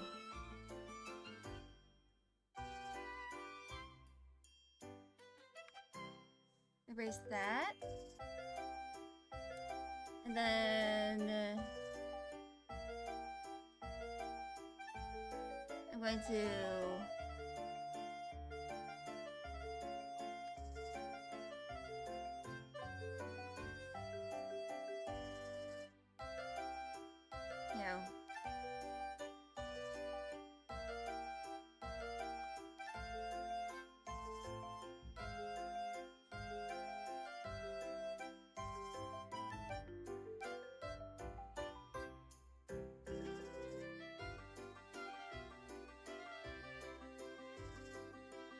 oops.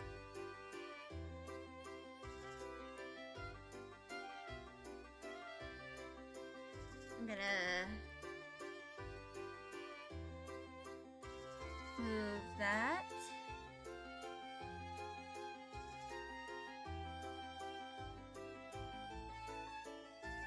And then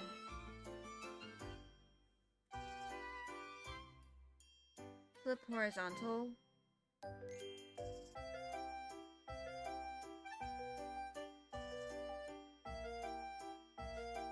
And that is going to kind of be a guide for placing all the symbols.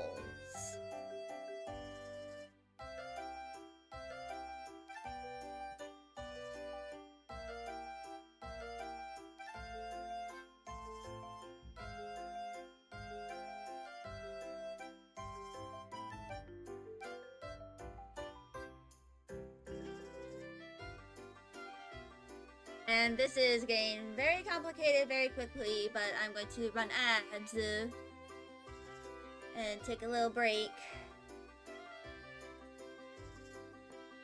so that I don't completely fry my brain from the shapes. Shall be running soon. So I'm just gonna sit here.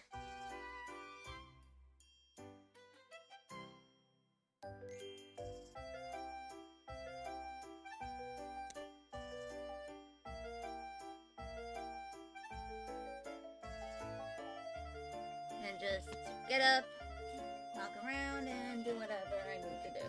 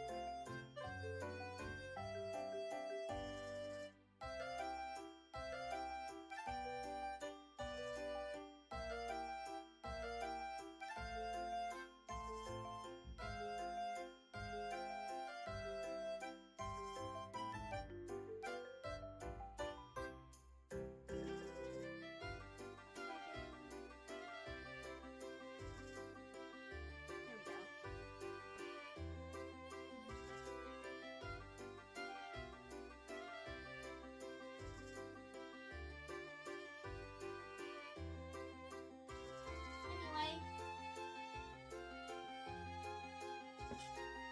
now I'm back.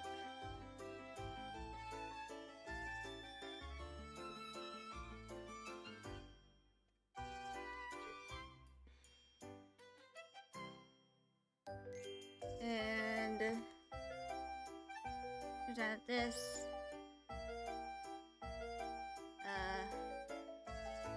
was isn't going to be all that useful for my purposes.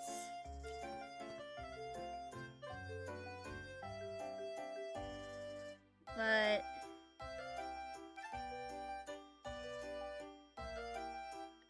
that is the guide.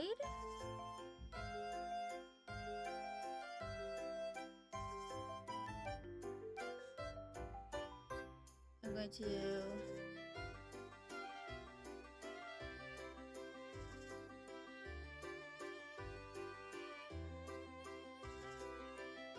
make 2 more lines. And that'll be what I'll use.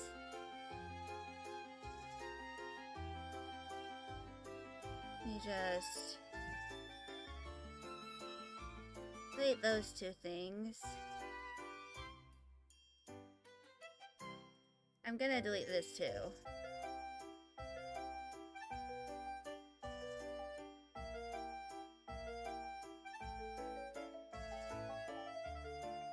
And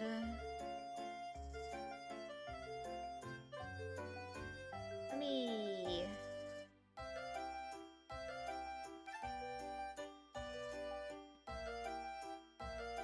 so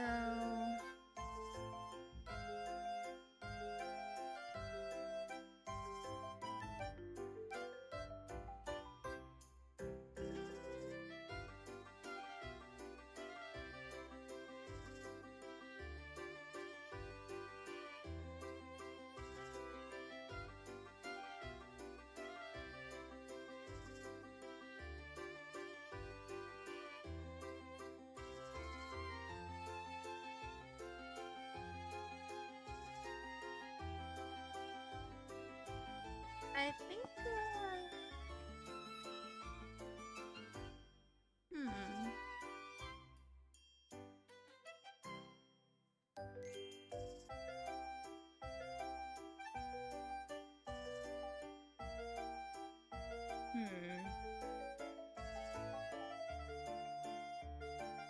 if I kind of do this,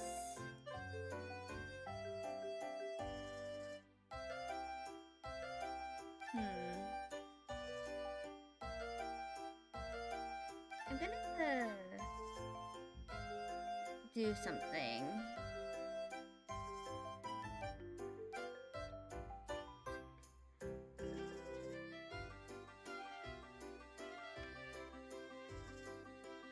So if I kind of have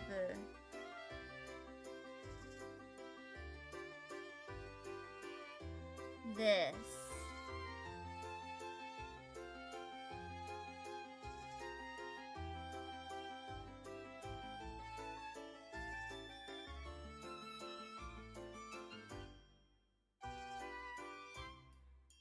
as like the center.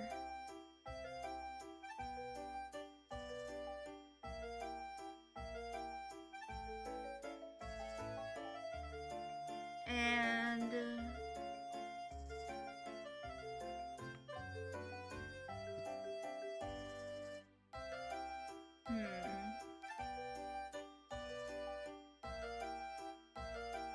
let me do a little bit of this. If I use the curve tool, shapes, shapes, and more shapes, yes. If I do something like this,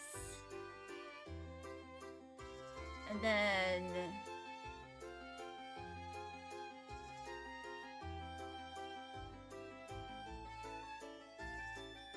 like that, and then I kind of go and put it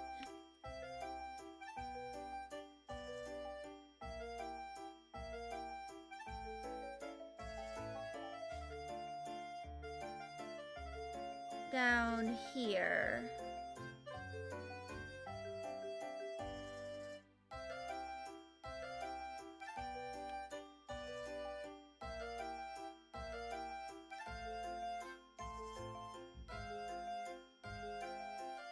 go... If I...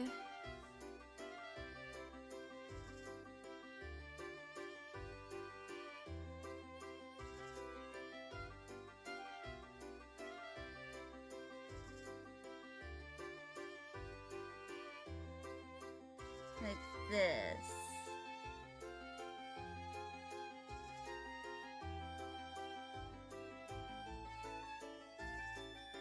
Maybe.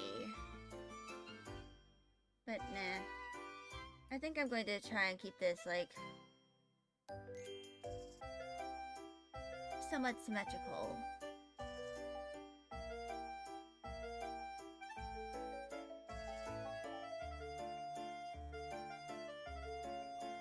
So...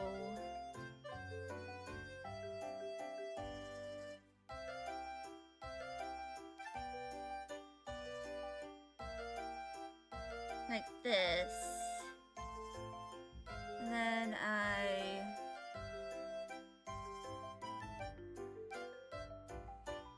do all of these.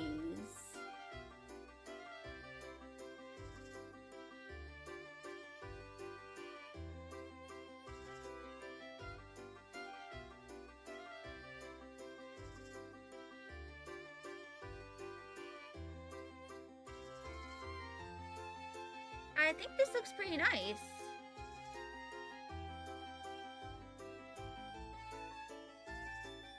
Like, it's geometric, but honestly, I don't really care that it is geometric now. Looks great. Thank you.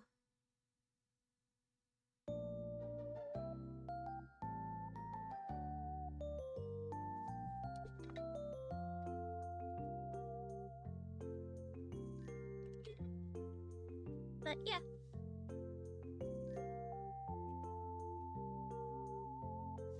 So...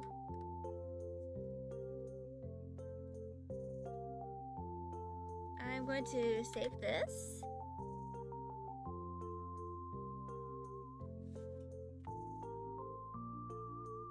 And kind of leave it as it is.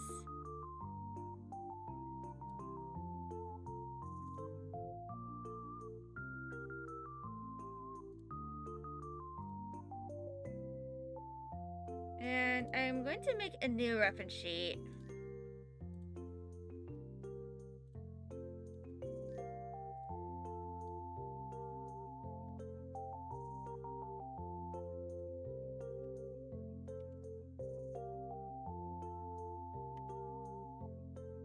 And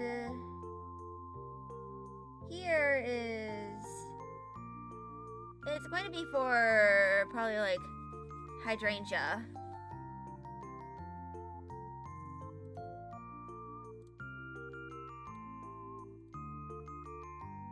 Which is this character over here. Of course, I still need to kind of solidify her outfit. And I think that I, at the very least, have some idea as to what I can do for her.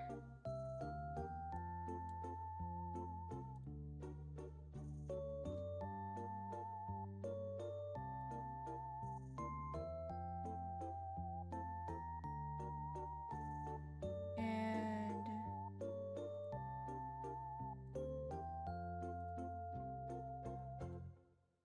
I'm gonna move her over here.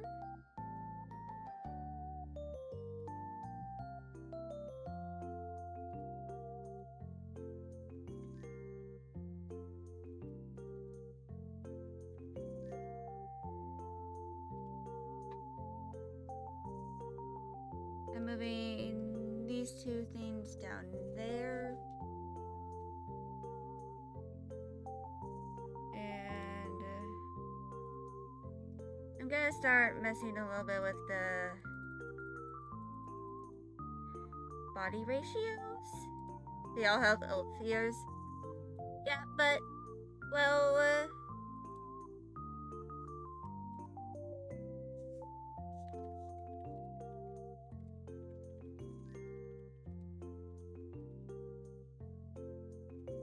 main reason why they have elf ears is because of the fact that they are part of a similar species.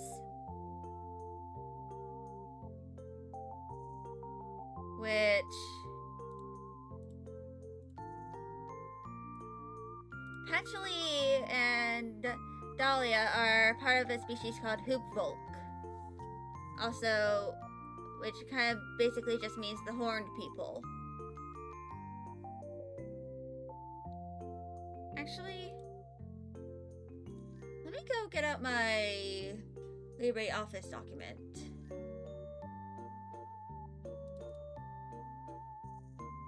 To kind of like explain all of this.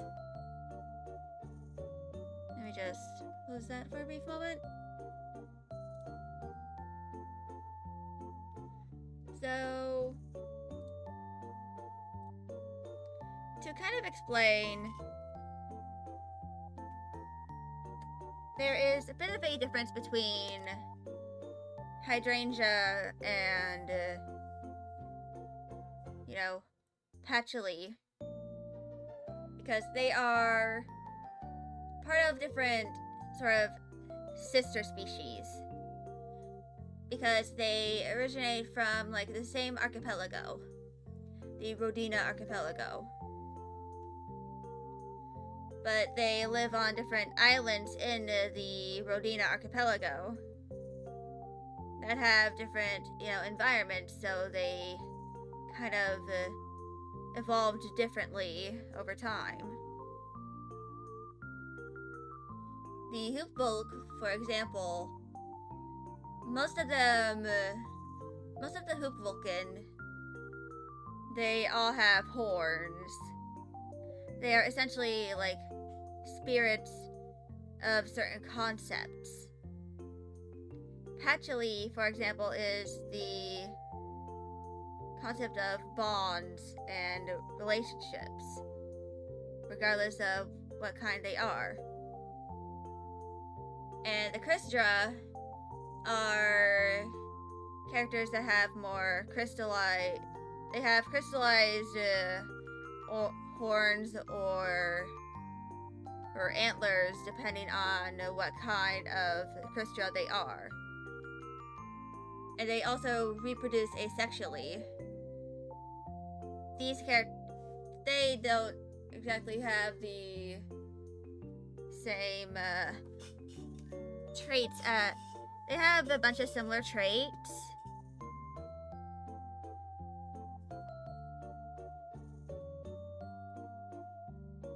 Like the main thing being, the pointed ears.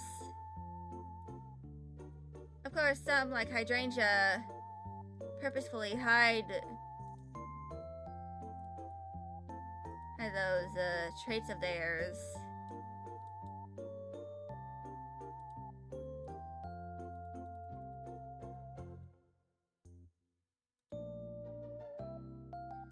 Because they kind of no longer live on Crystra.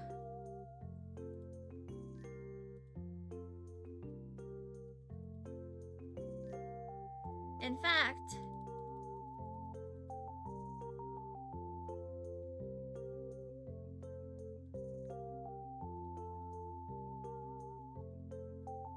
if I am to kind of like be a little more explanative. Yeah, branch families. So there are, from what I've written, there are two kinds of Crystra. Well, two main clans of Crystra. The Pendragon and the Shuijing. And they basically represent the concept of Eastern and Western dragons. Osmanthus is meant to represent the Eastern dragons, like the ones of Chinese mythology. And Hydrangea is meant to represent those of,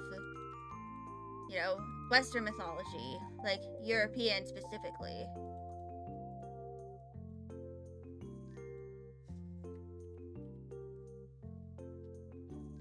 So it's kind of like their main thing.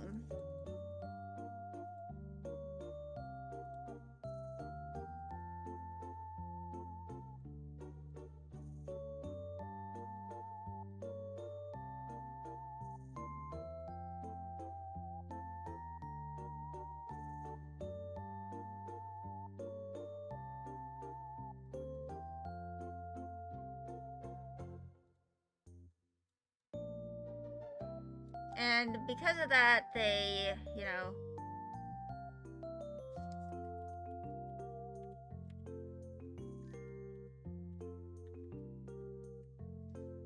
they have different traits, but they all share, crystallized forms.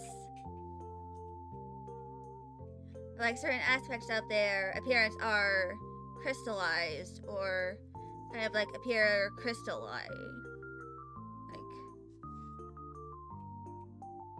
I probably need to make a rough sheet kind of like explaining the difference between them. Which, let me go briefly make one. So,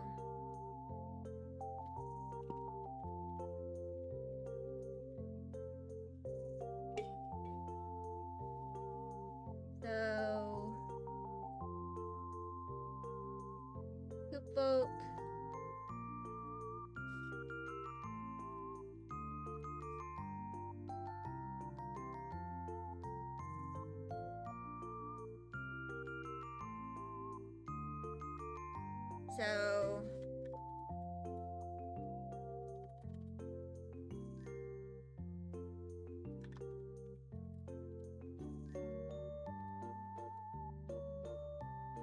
So, I'm going to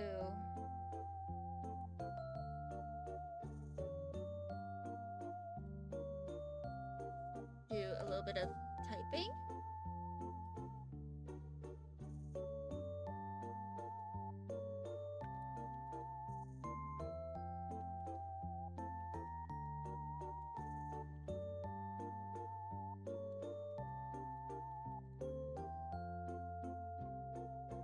And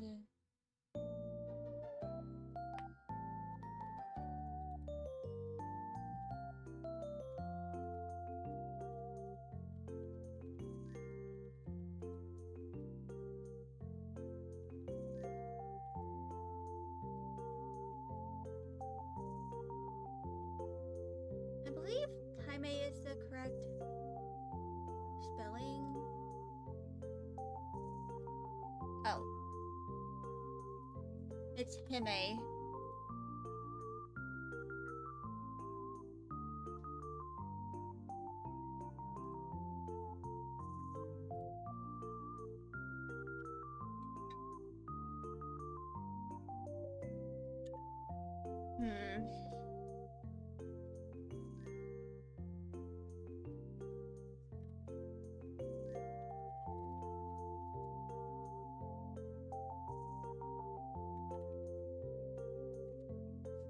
So, this is just like world building.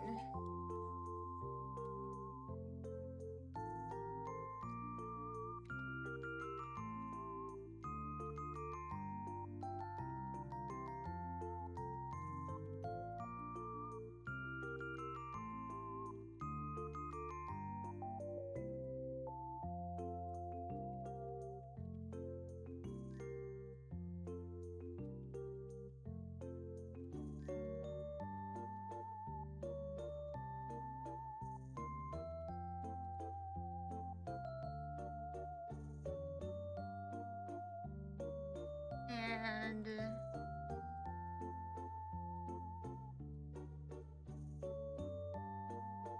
so what this is going to kind of show is like, the differences between the two species biologically.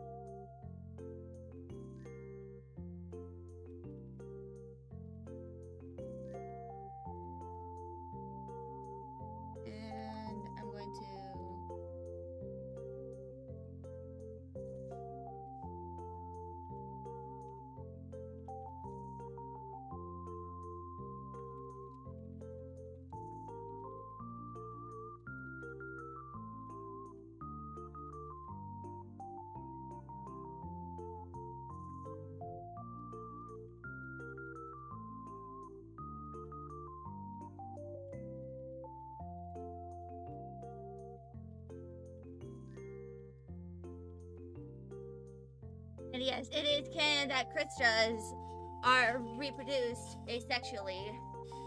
It mostly just involves crystals and blood from multiple people.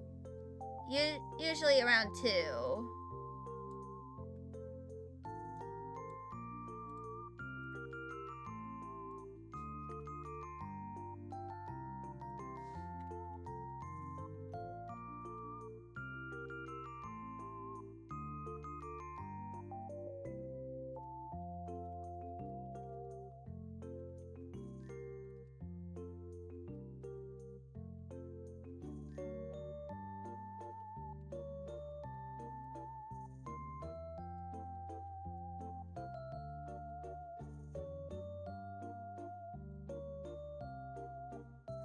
So, yeah.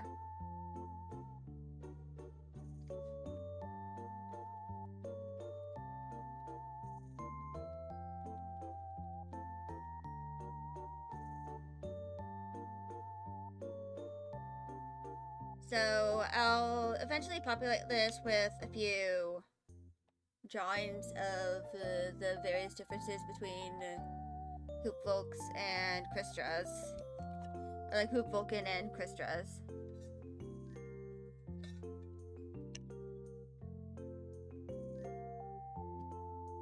But the main thing is that they both have horns, elf-like pointed ears, and certain other traits.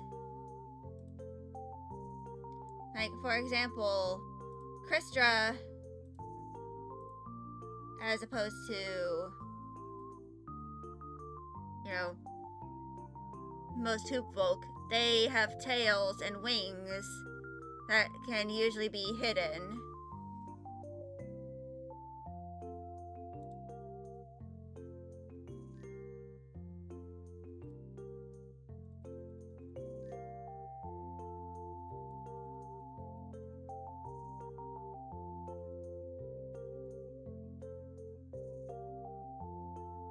But yeah. There's, of course, those 2 species in a nutshell. So they are capable. Now you stop saying it. Yeah. But the 2 species are capable of, like, interbreeding to some capacity. Like, it is possible for someone to have both Kristra and Hoop Folk traits. In fact, some Kristra came from the spilt blood of Hoop Folk.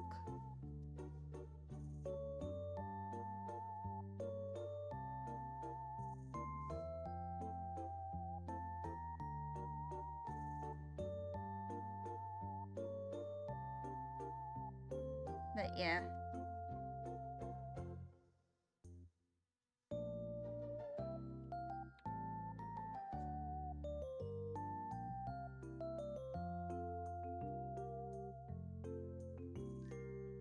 But anyway.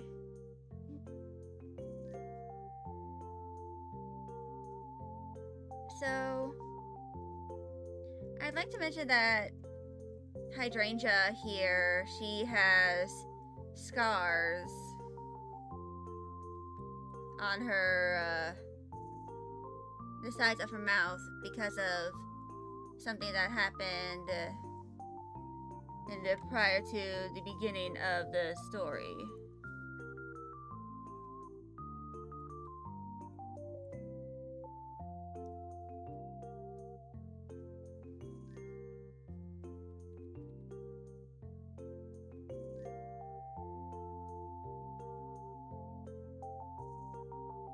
And she is also one of the only characters who has downturned eyes.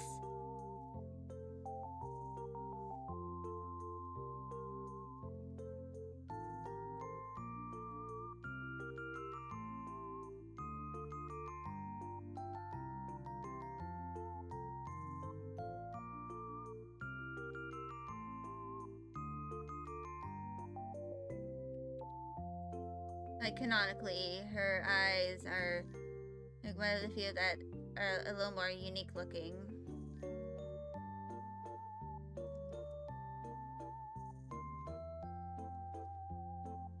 But I might try to make certain aspects of the, like, you know, hoop folk looking stuff, like, a little more biologically distinct.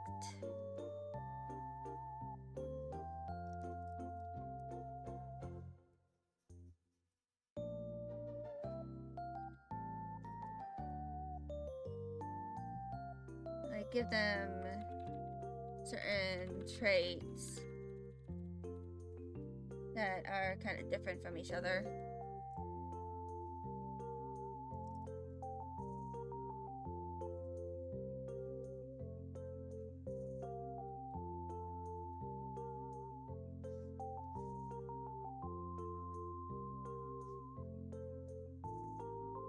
So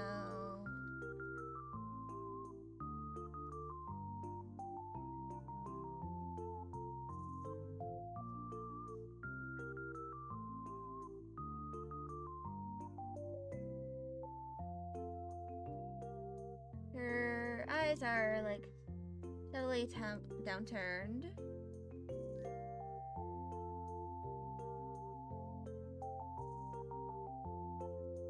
Like at the bottom.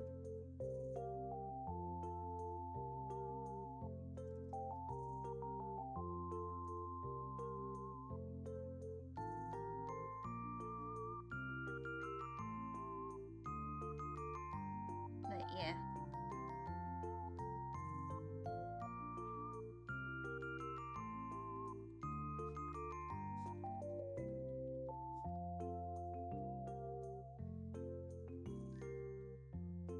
But yeah, she, you know,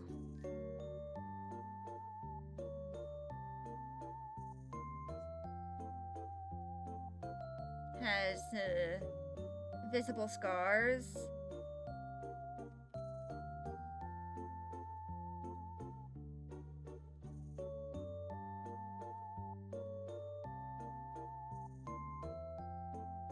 On her face. And that is why when you mostly see her, she... Do I mind if you go quiet for a minute? Understandable!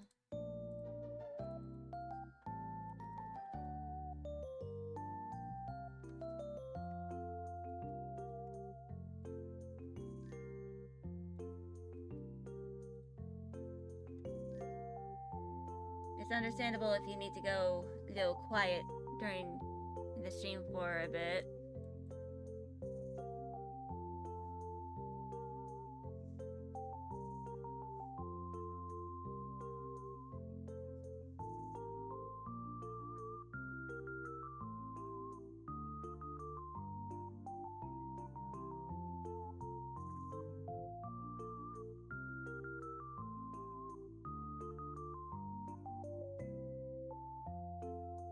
But yeah. I'm gonna continue drawing hydrangea over here.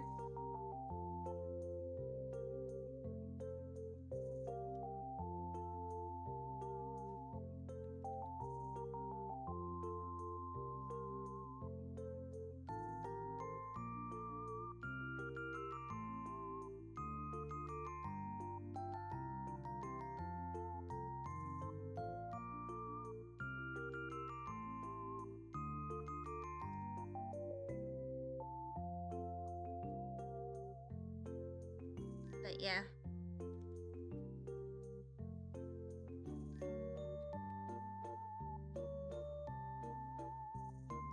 Essentially, hydrangea is, you know, the character who kind of like has the most visible signs of the traumatic events that occurred to her.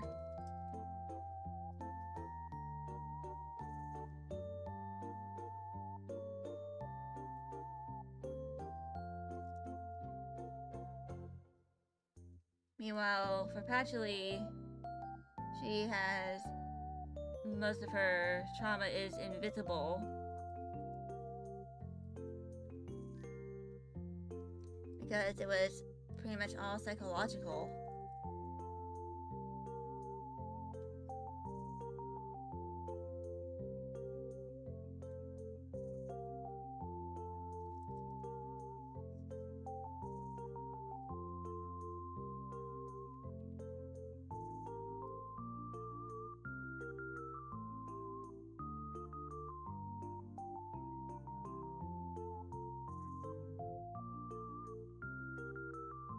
But yeah. Also, for anyone wondering, Skelly, isn't JJ's scars a reference to something Transformers related? Yes. It is indeed a Transformers reference.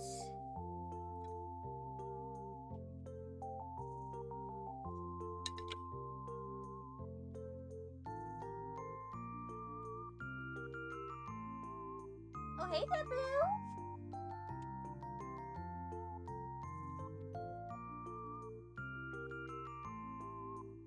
But yeah.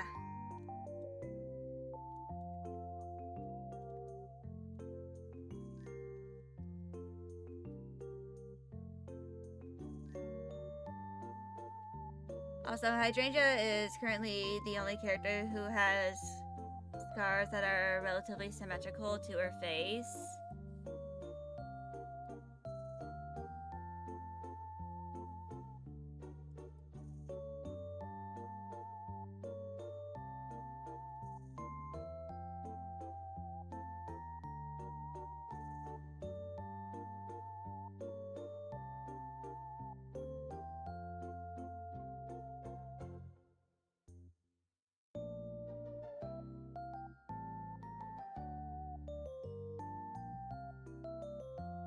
But yeah. That's like the one thing about her that kind of sets her apart from the others is her symmetrical scarring. All the other characters who have scars, they have ones that are not that symmetrical.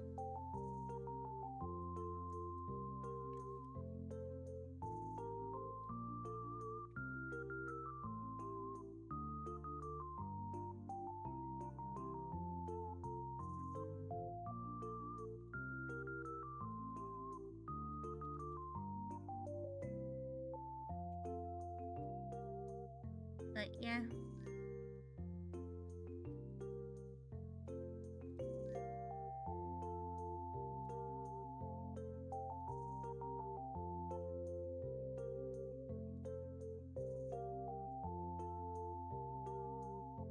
So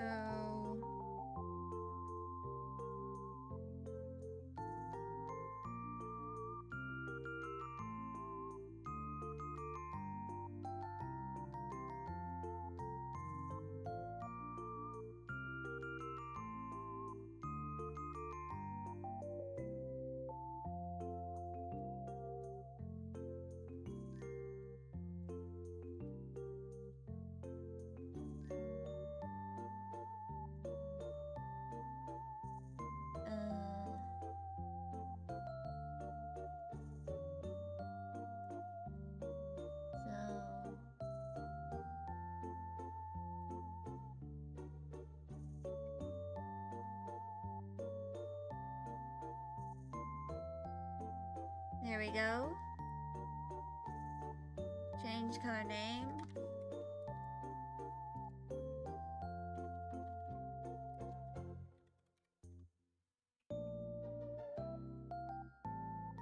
Change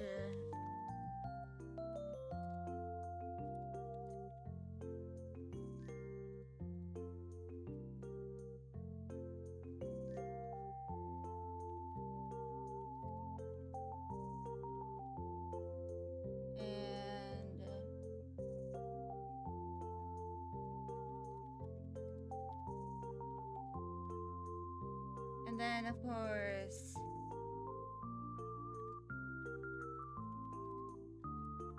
the hair.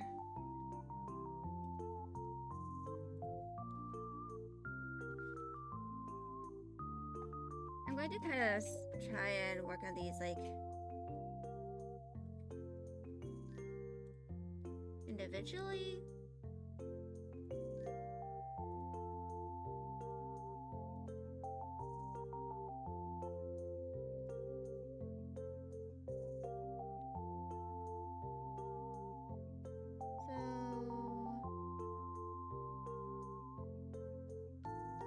And since ads have started, I'm just going to figure out all the colors.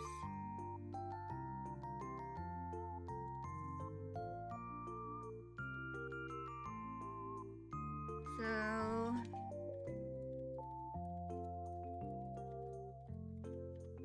skin shade and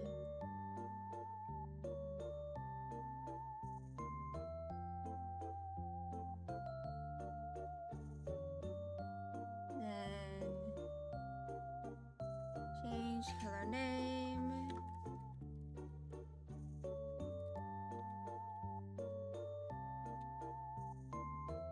So let's start off with that. Then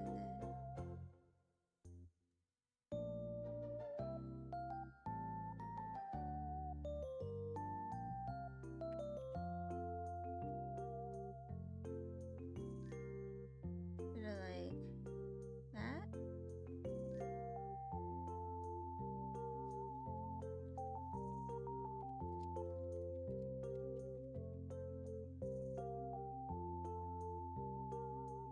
And then I believe I have this for hydrangea's eye color.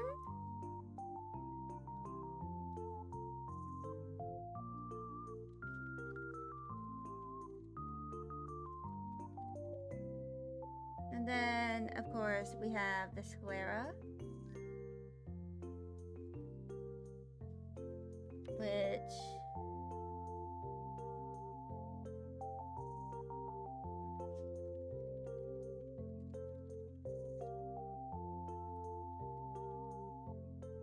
and then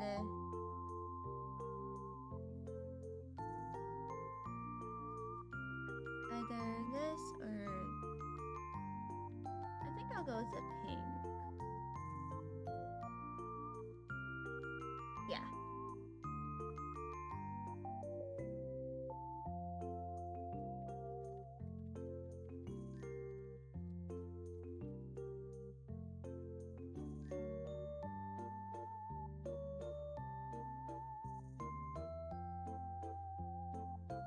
Eventually, I'll figure out her pupil color.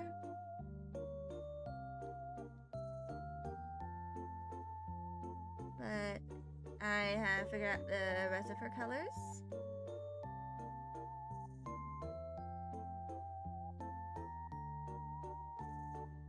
And the ad break is over.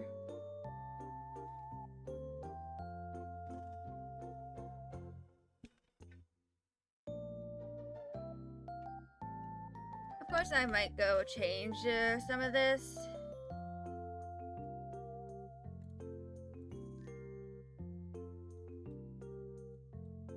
Like, be a little more accurate.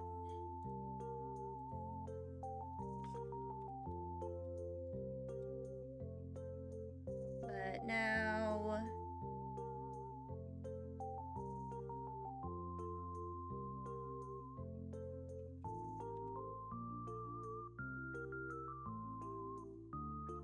that's a good color for the pupil.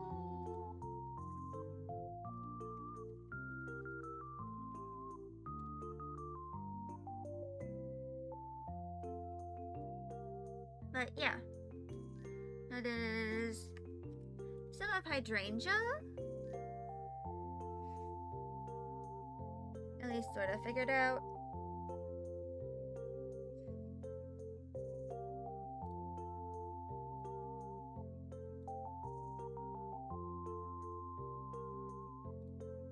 I also need to kind of refine some aspects of her design.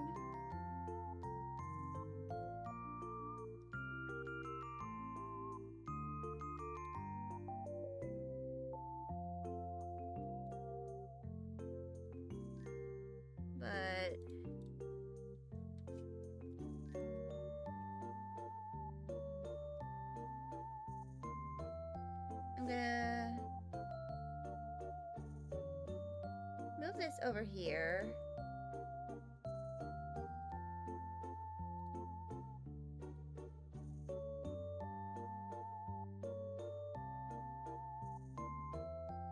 And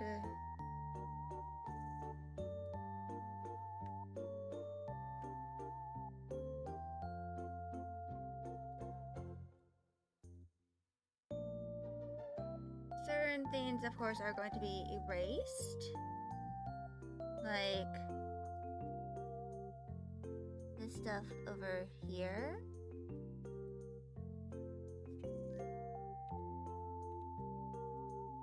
Let me actually turn the symmetry on.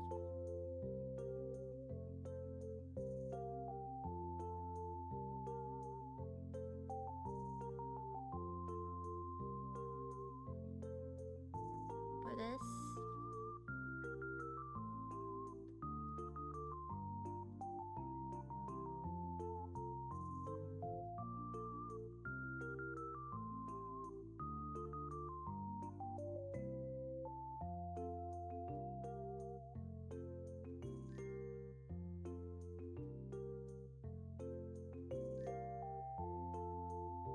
And of course, erase the boobs.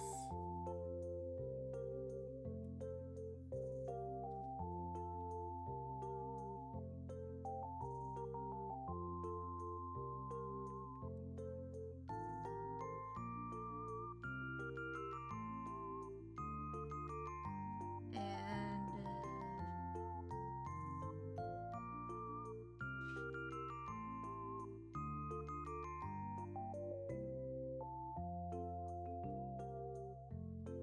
I probably should have, in hindsight, used something like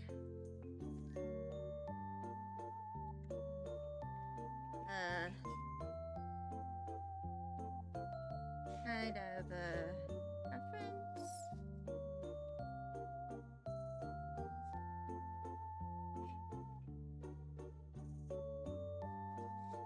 Actually,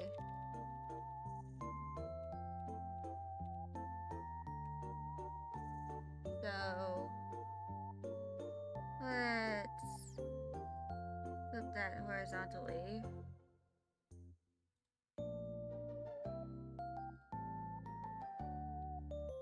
And obviously erase the entirety of the face and ears and that stuff.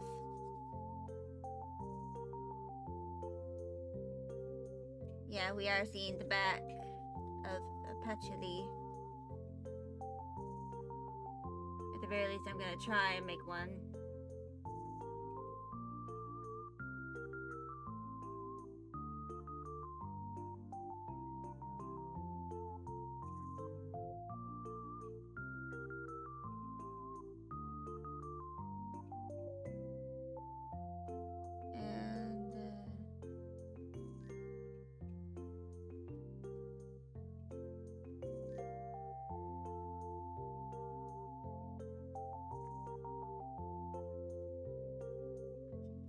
I'm going to try and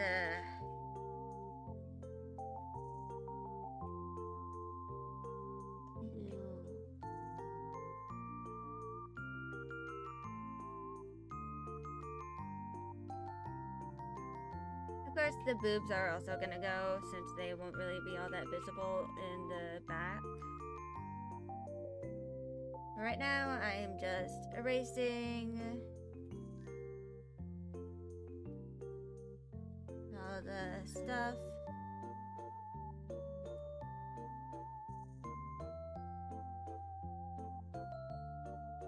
And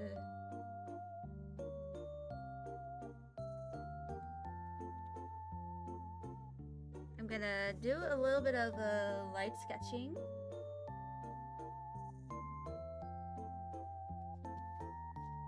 For the back.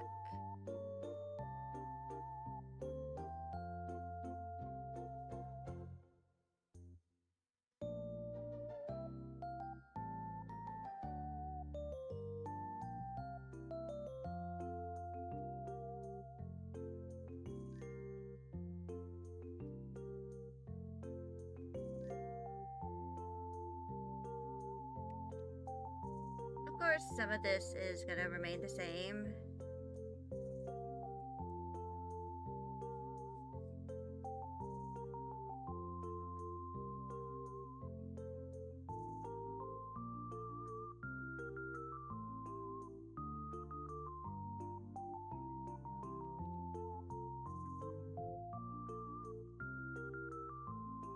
So,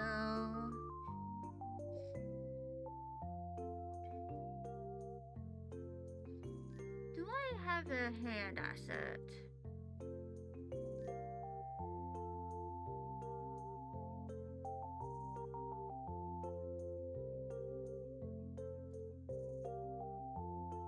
I don't think I do.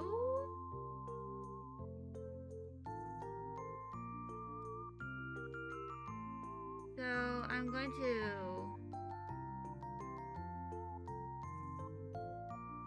grab this.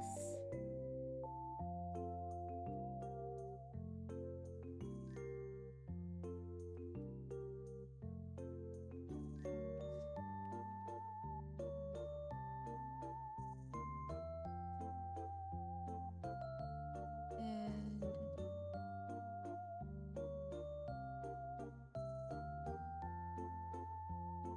let me kind of like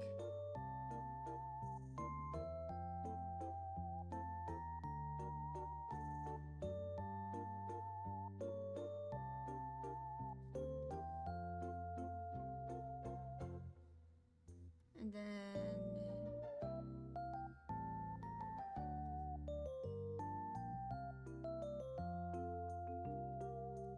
we do that.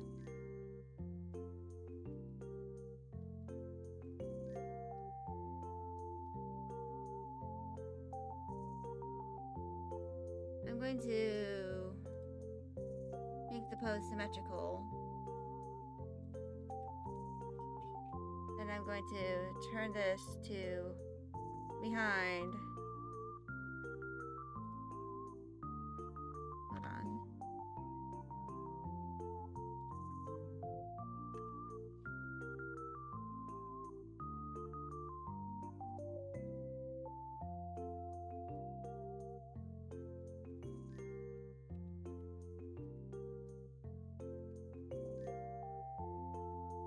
I'm gonna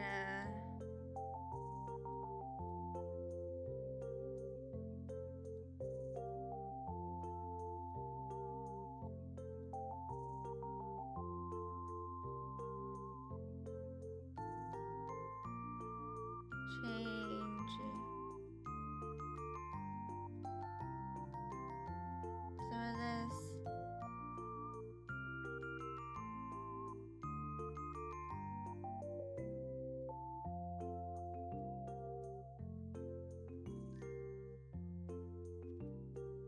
What's their nationality? They technically don't really have a nationality. At least, not one that I can really, like,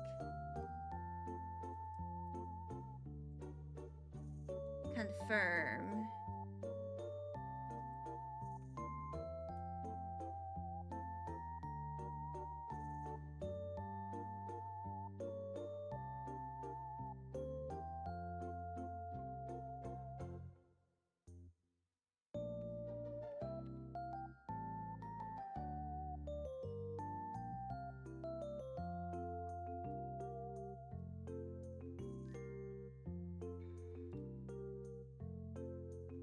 And,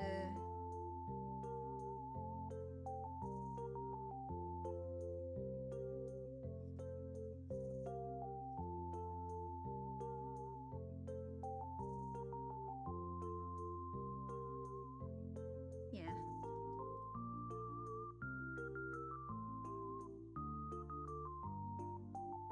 How did they speak?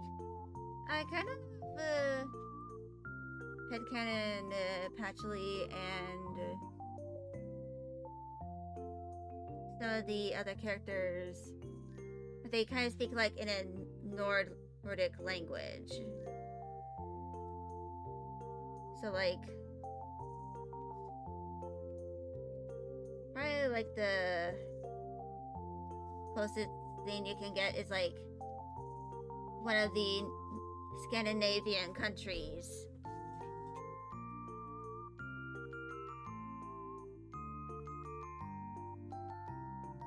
Like Norway, maybe Sweden,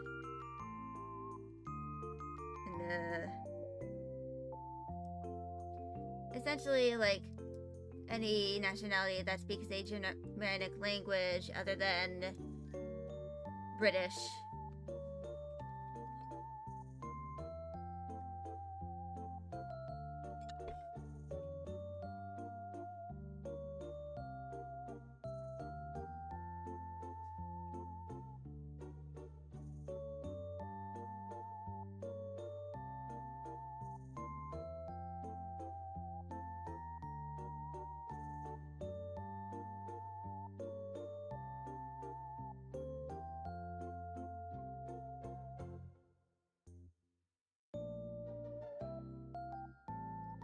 So yeah.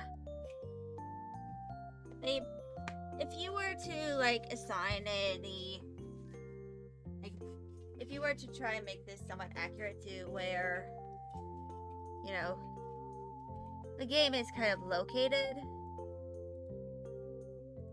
they would be speaking some form of Nordic language.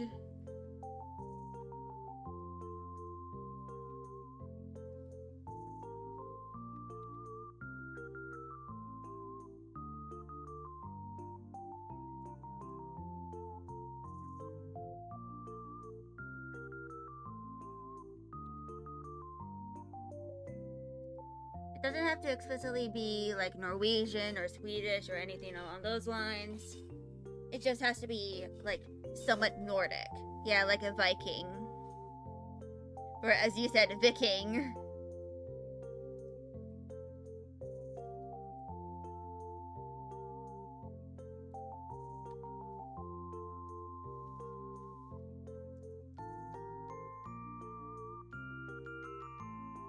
Just in that area, yeah.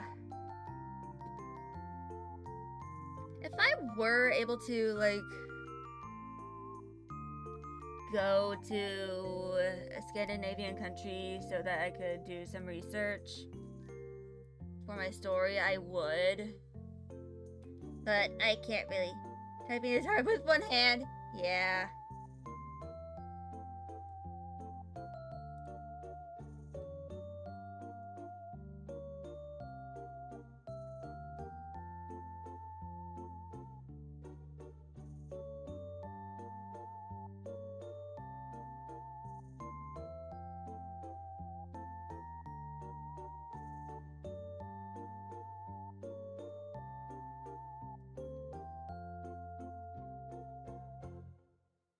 But this is gonna be kind of the Mac reference for Patchouli.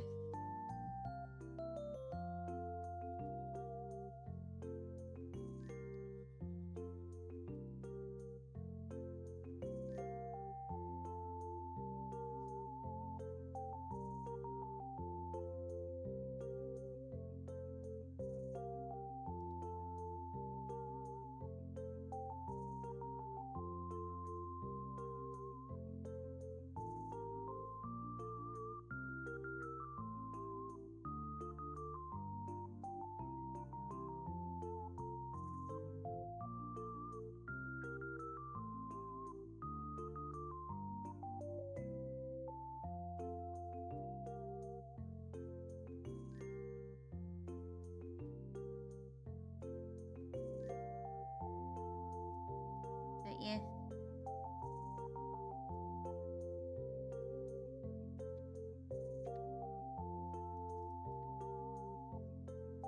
This is going to sort of be what it looks like.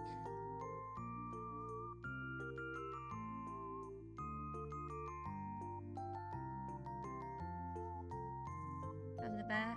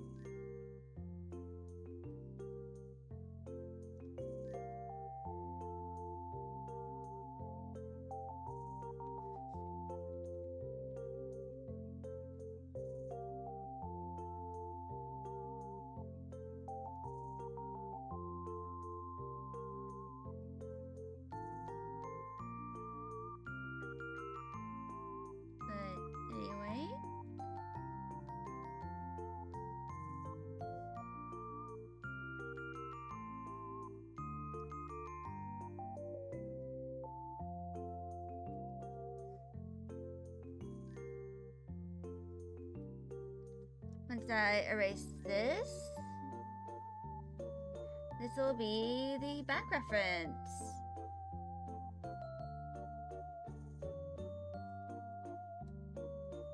I'm gonna delete this.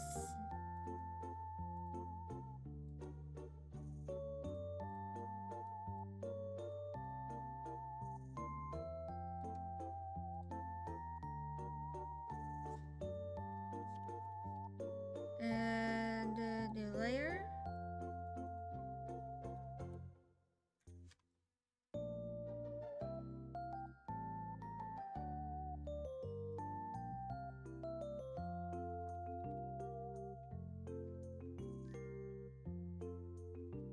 And I'm going to start popping down the colors.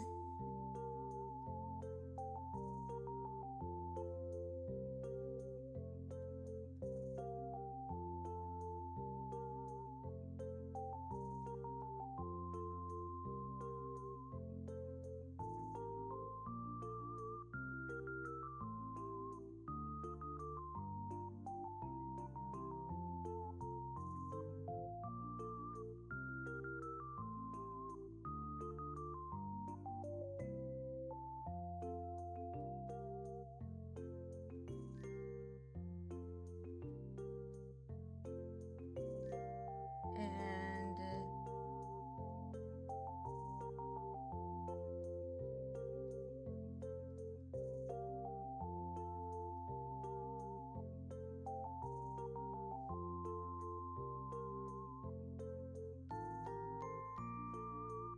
here we go. And that is the back.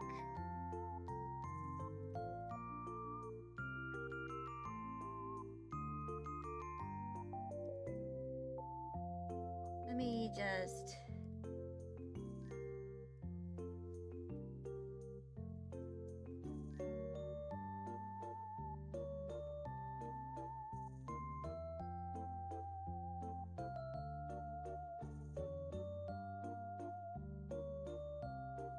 delete that ruler first.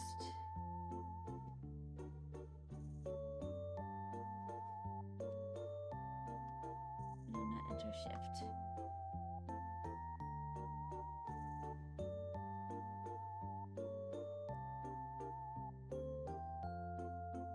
Yeah. His hands, indeed.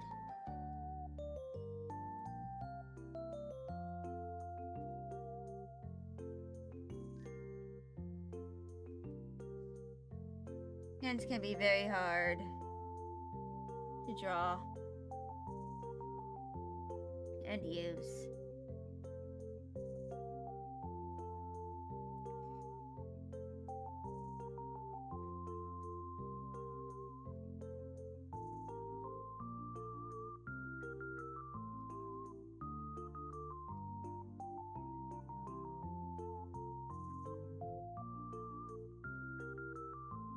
But yeah, I'm getting pretty close to finishing this.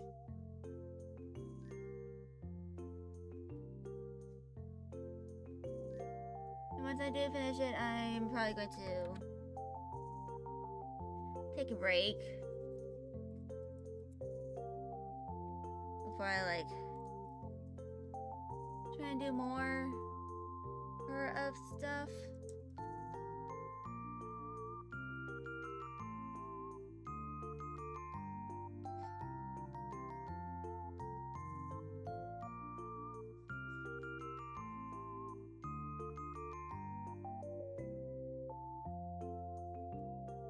Of anything, for that matter.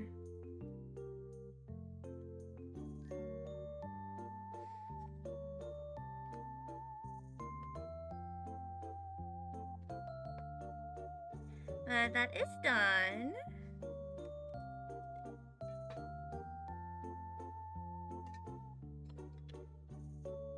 For the back wrap,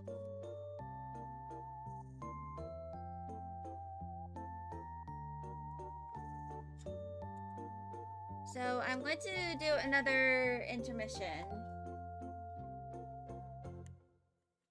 since ads are starting in a few minutes.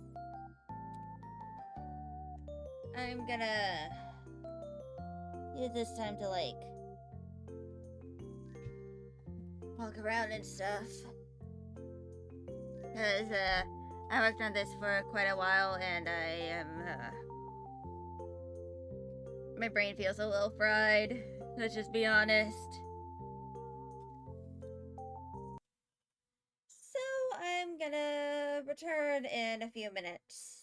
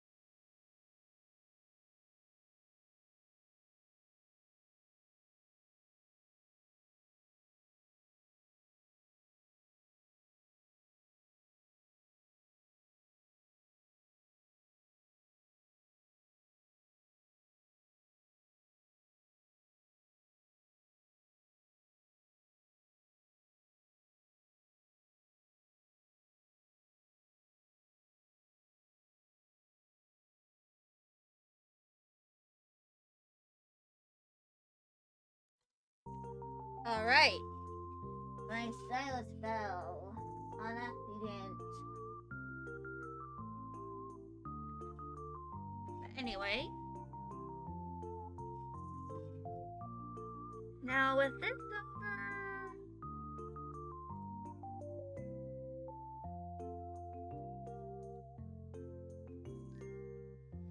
I think I'm going to try and work on this.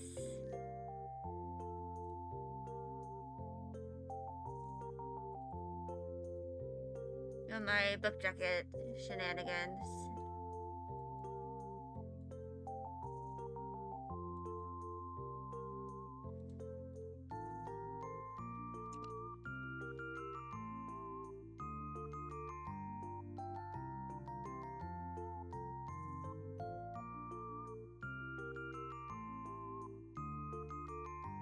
So I'm gonna put all of those things in a little layer.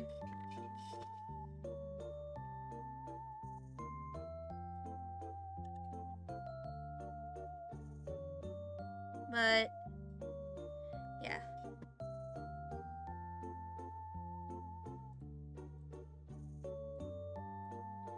And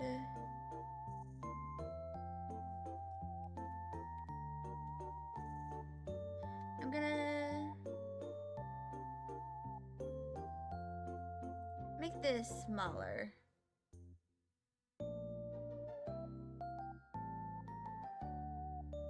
And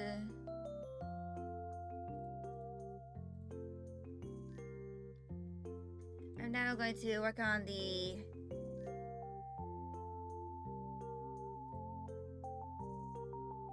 stained glass part.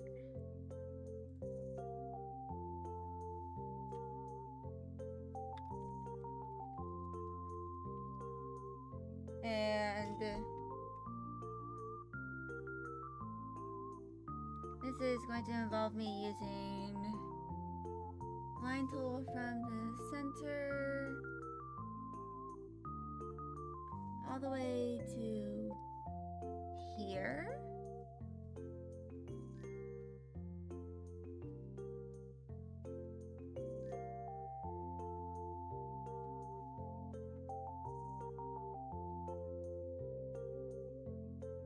And this is so that when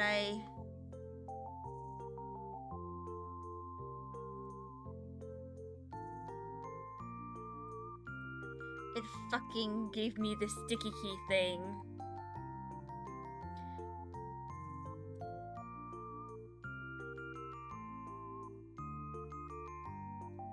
Alright.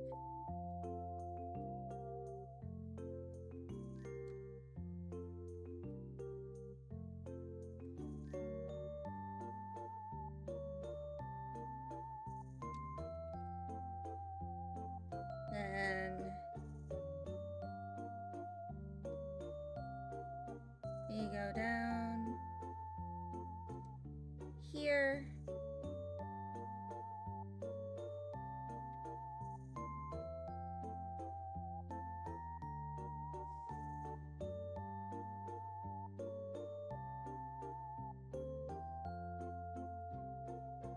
And that.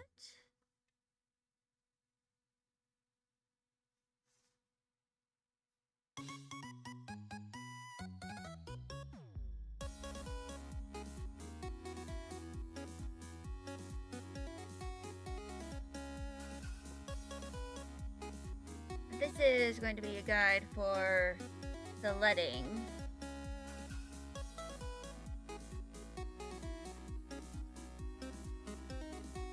Which is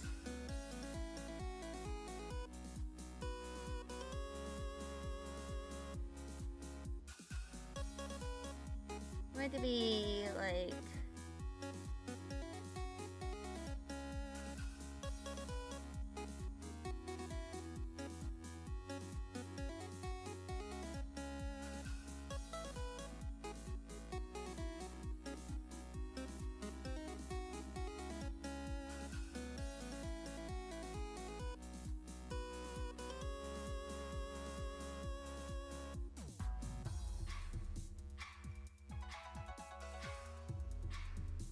Know this?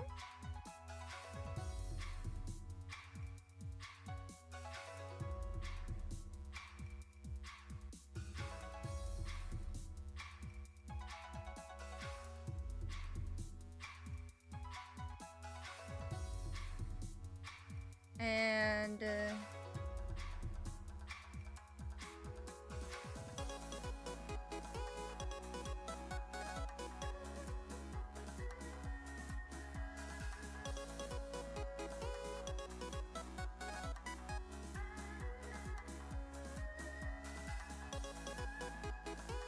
is a way for me to like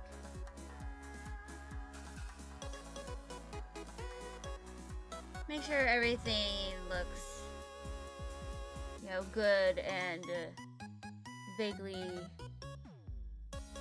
symmetrical-ish.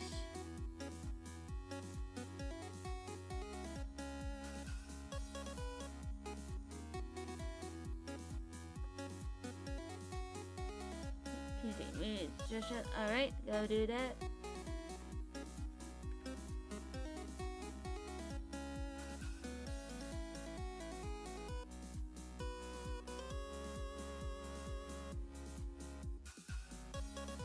But essentially, there's something in stained glass. No, not glass. Glass. Called leading. And it's essentially the metal used, usually lead, to bind the pieces of stained glass together.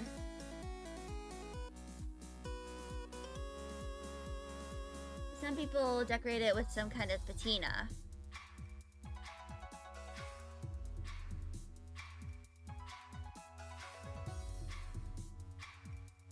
And for here, I am kind of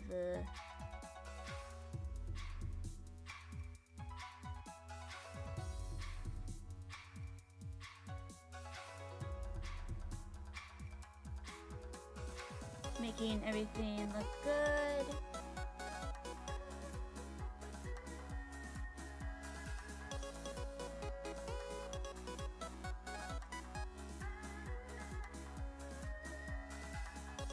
Messed up a little bit, but that's okay.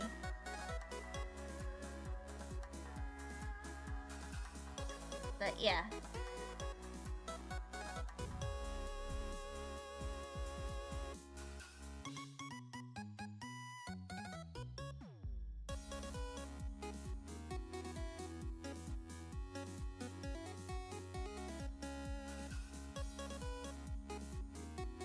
And of course, I'm probably going to add some form of patina so that it's not just, you know, gray.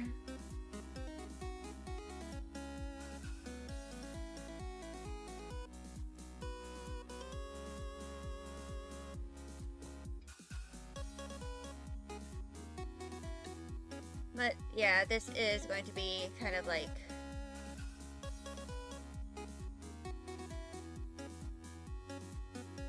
a way to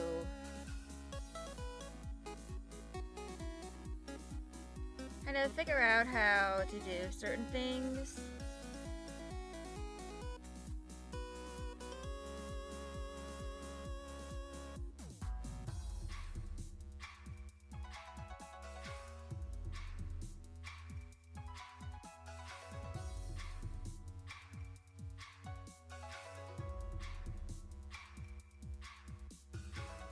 So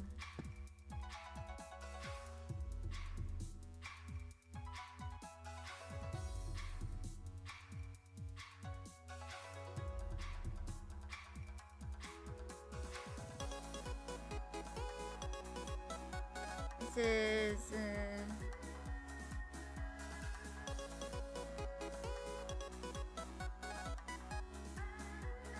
going to be, I'm going to temporarily like make a temporary color for the leading,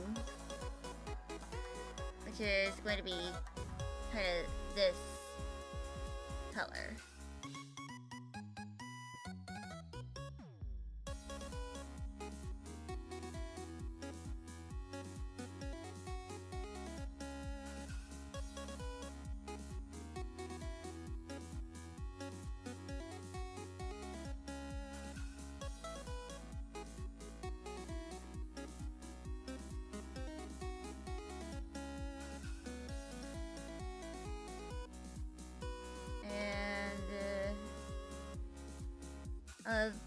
probably eventually go over this with some kind of patina.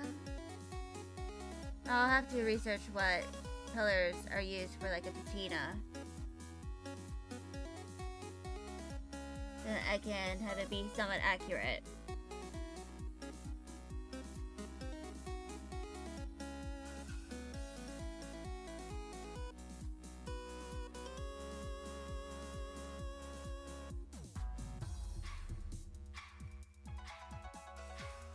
To, you know, what stained glass kind of looks like.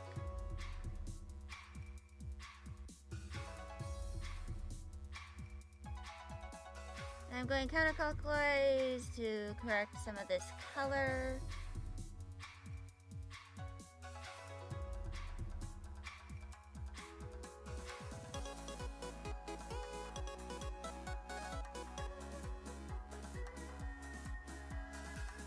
But yeah. And the stained glass color, I'm probably going to like copy and make it like a clipping layer for the, you know, reflected light.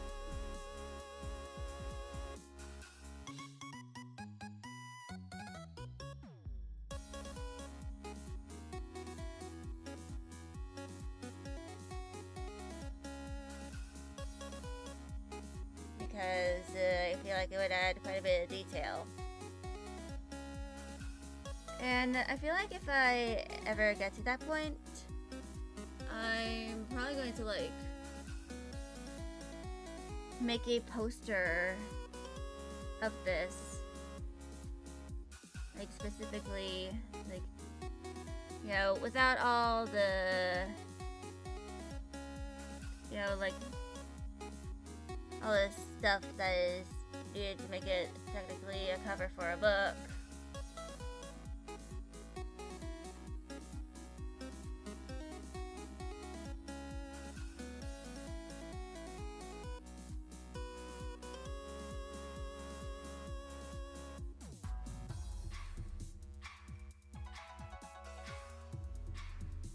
But yeah. But for now, I'm just doing the border.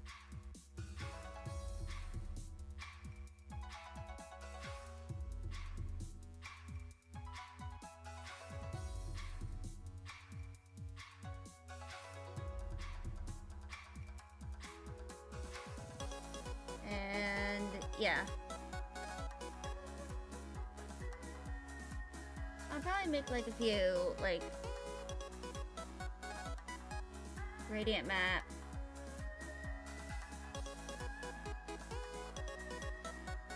for this.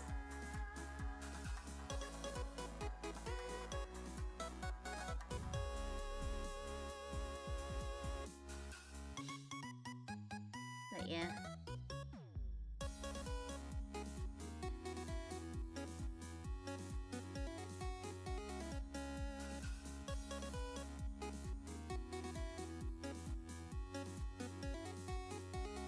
Seven hot dogs for lunch.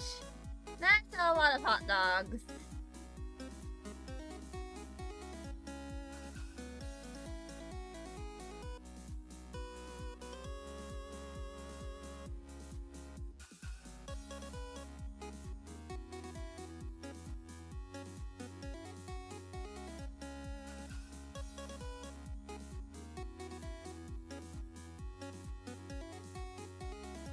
Yeah, I actually already had lunch. I had leftover fettuccine alfredo.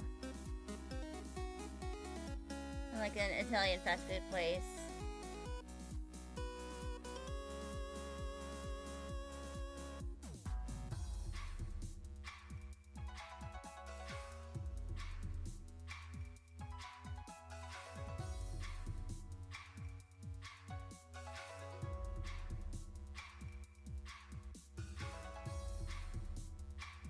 That sounds good. Yeah, it was very good.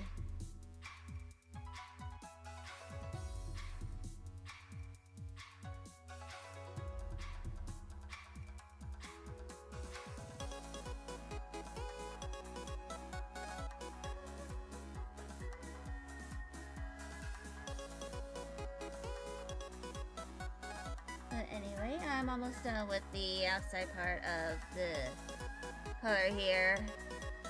My wrist is starting to hurt from doing all this, but I gotta make sure I at least somewhat do it a little bit.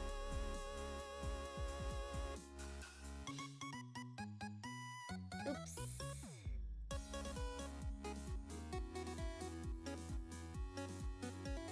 Did not mean to do that. I accidentally popped out the brush size. Nice panel. Whoops.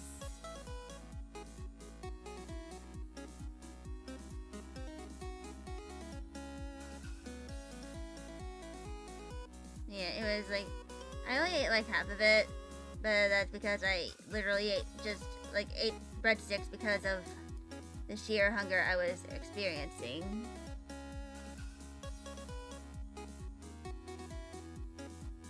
I was a little hangry.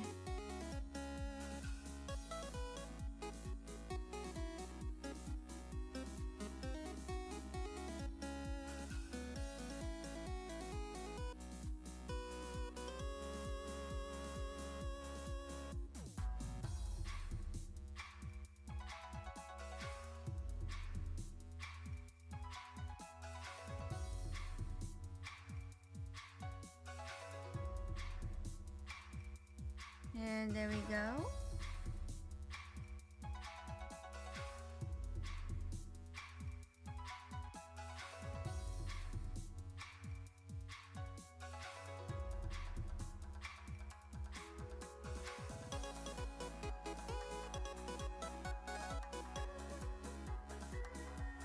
But yeah. Once I'm done with stream, I'm going to make myself some kind of snack.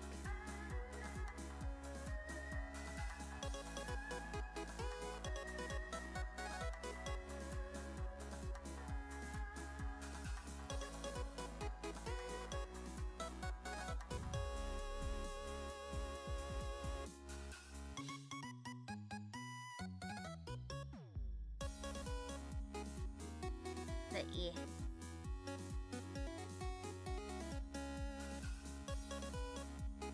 Now go counterclockwise once more. Yeah.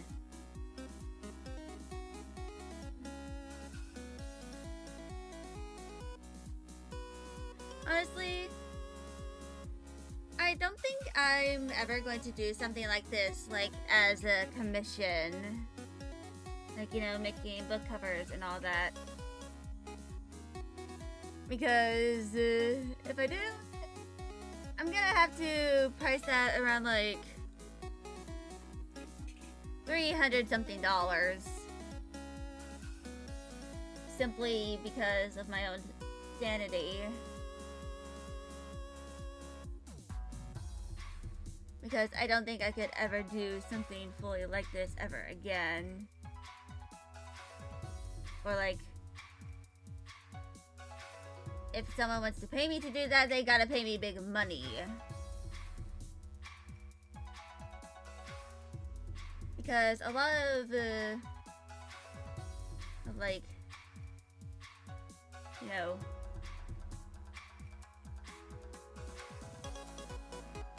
making of there's just a lot of concepting, you know, making this like 10 different concepts, possibly having to redo it all over again, making a finished one and then having that rejected because it doesn't suit the theme.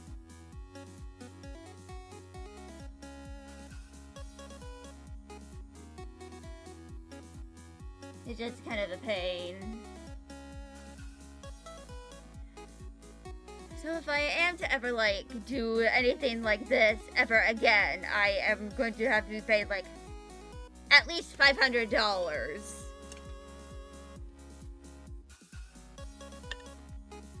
Like, I'm gonna have to go in a minute because you're going typing in open play on Phasmophobia. Understandable. Do not let me prevent you from being with friends. But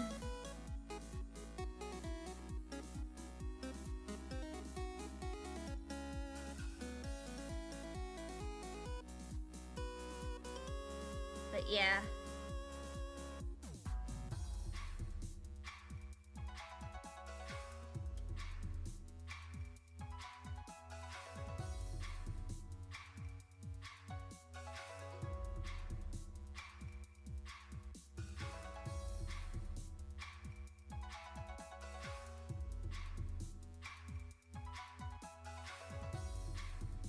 But I'm going to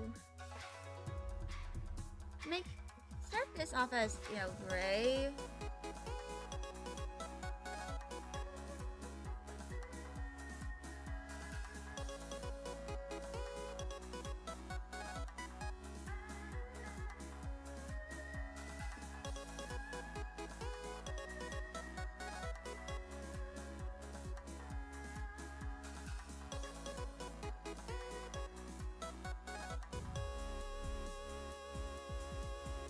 Yeah, like when people tell me what we are. Yeah, sort of friends, but we haven't made it clear where we stand. Yeah, understandable.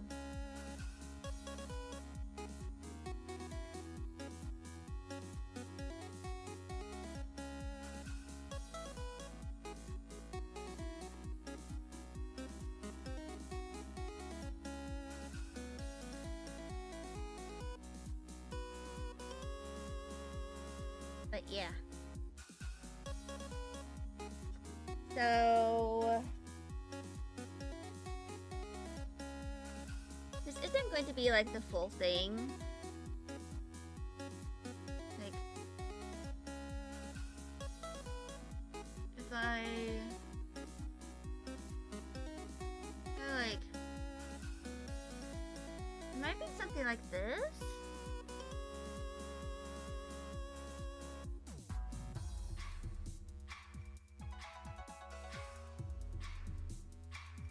Of course, I don't fully know.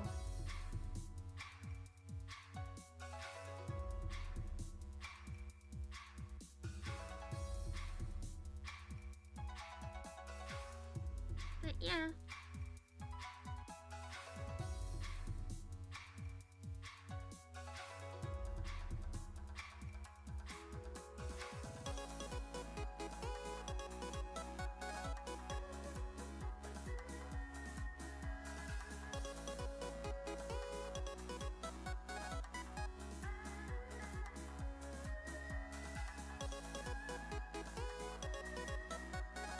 And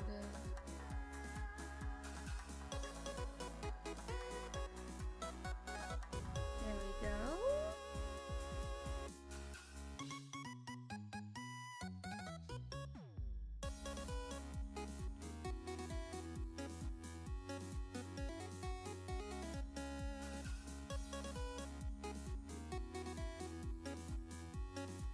So I think this can be like a frame, and these two can be a bit of the letting.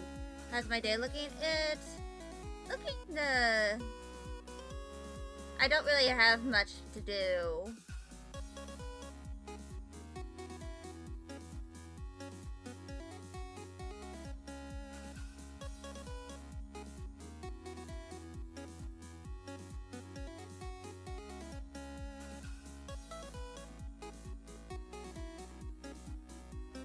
But I'm gonna make it gray.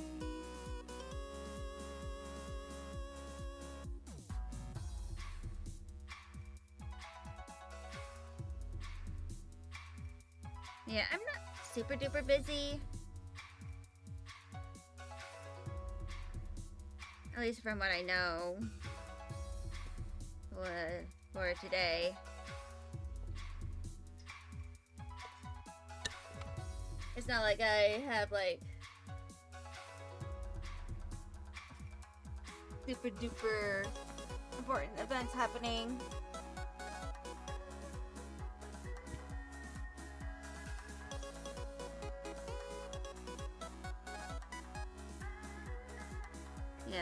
near me.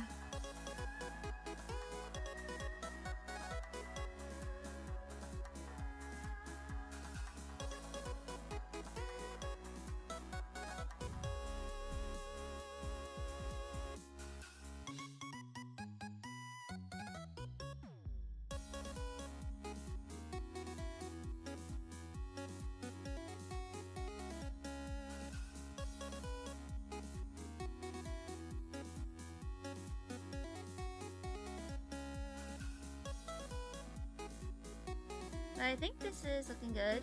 If I ever just want to chat, DMs are open. Understandable. And I appreciate it.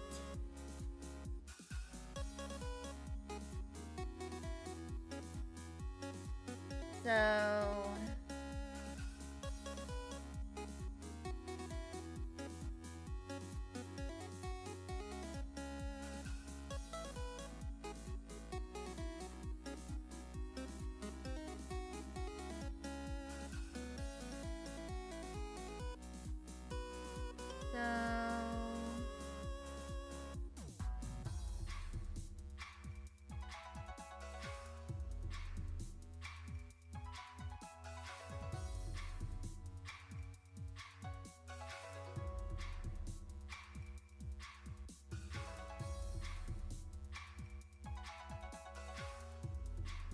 I think this looks pretty good-ish for my intents and purposes.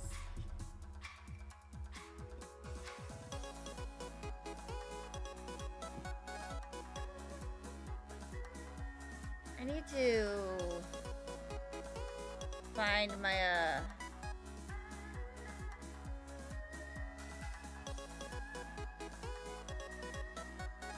okay.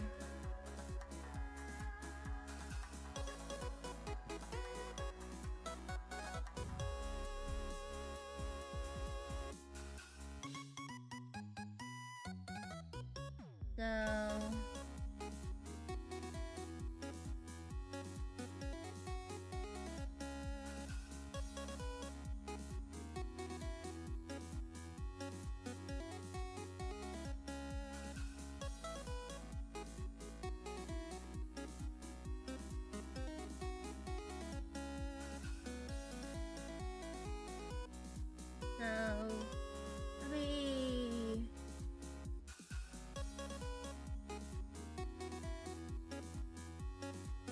just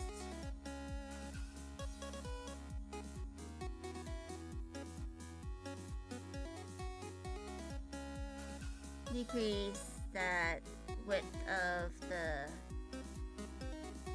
vector.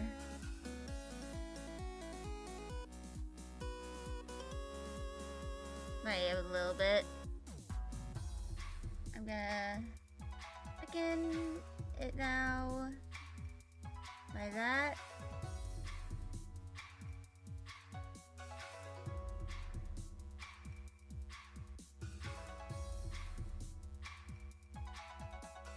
But yeah.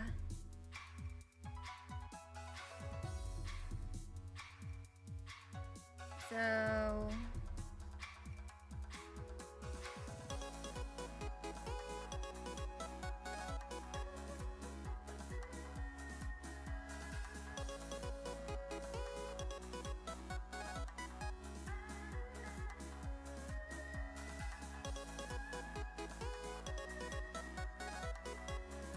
and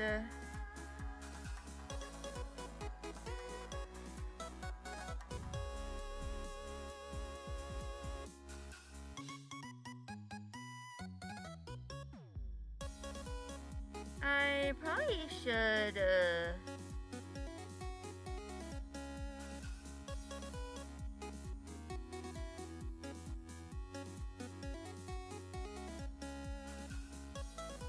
find some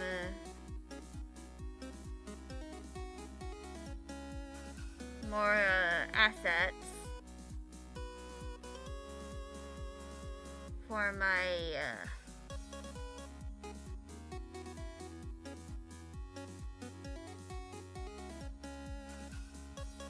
you know,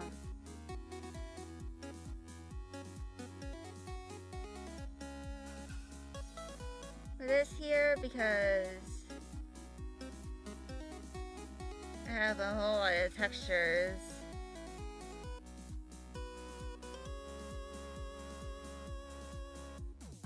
Like this here.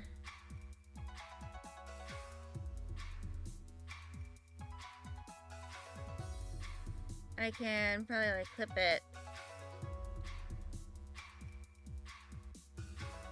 and do something like that.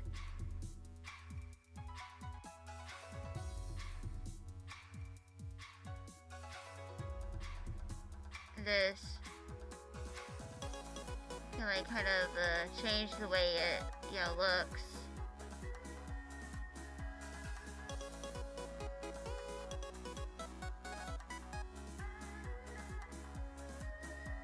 Like that now looks so textured.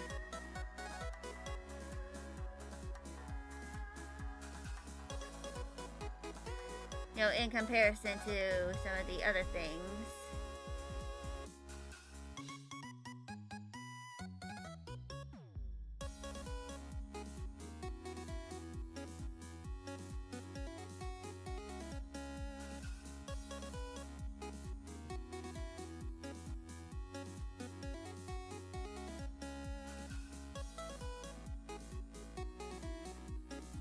But yeah.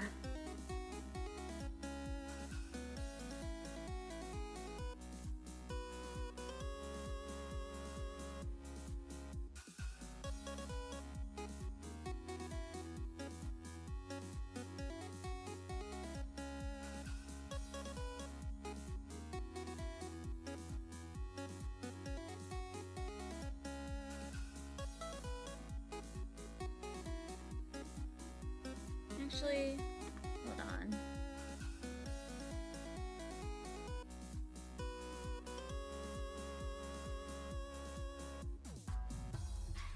I'm gonna do a bit of a fill.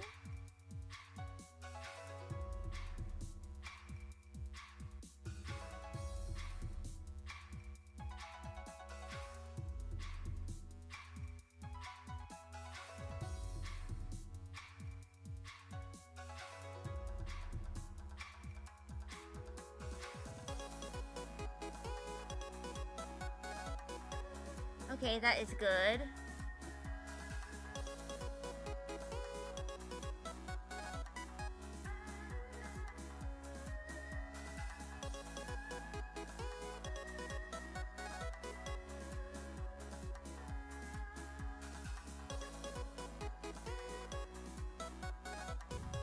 What the fuck?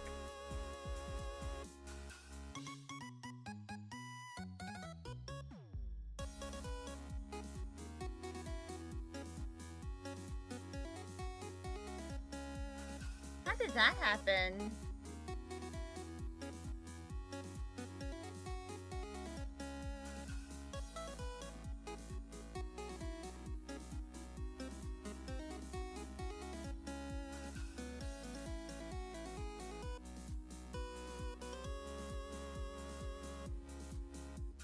How did I do that?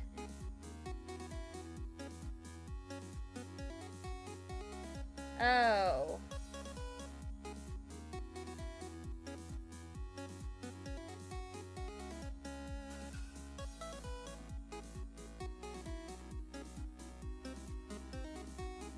That's kind of what happened, I see.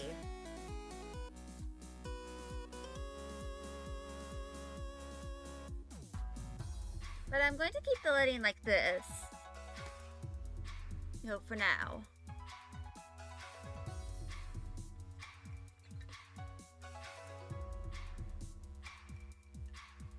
And eventually I'll figure out what to do with all the colors.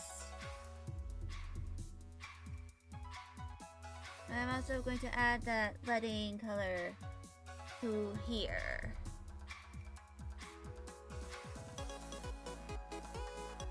Just to try and make this look a little more cohesive.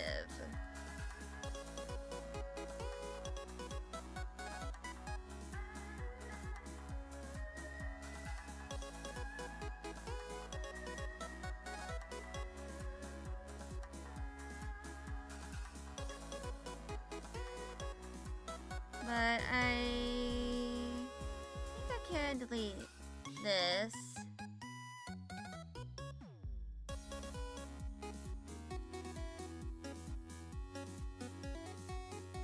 Because that's not gonna really be needed in the, you know,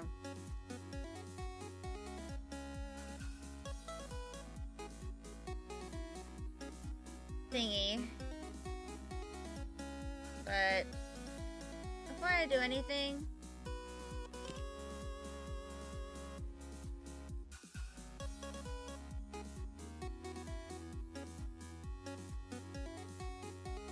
I'm going to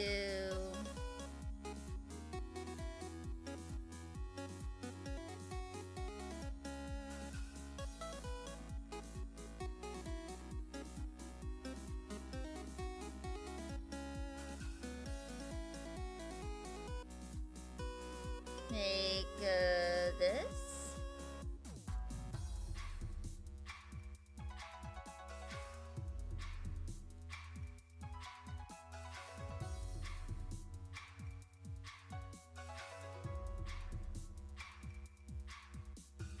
And let's make it this color.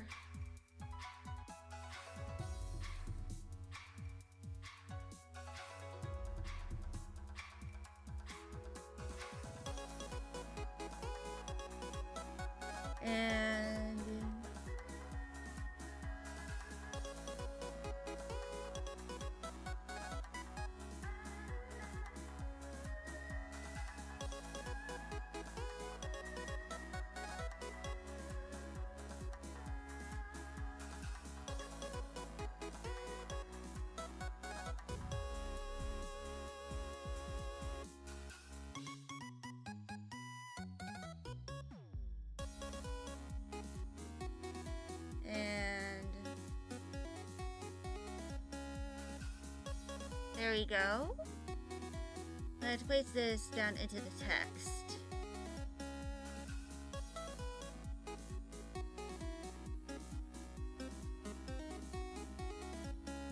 Hello, Edos Pato.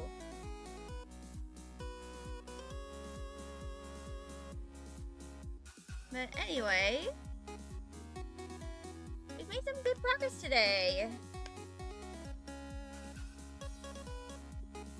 I feel like I'm getting closer and closer to, you know, figuring out how I'm going to do the book cover. Even though it's gonna take a long time before I'm able to, you know, actually have a book that I can publish. Whether it's with a publishing company or just self-publishing online. But I'm really glad with what I have here, you know? But anyway, I think I'm going to end stream here. Ads are starting soon anyway. But tomorrow is going to be Tales of Berseria. I'm probably going to be working on some stuff in the meantime. Like, probably like after I eat or something, I'm going to try and work more on the chapters, because I haven't been able to. But, yeah. I'm going to be here tomorrow at 1 p.m. Eastern Daylight Time.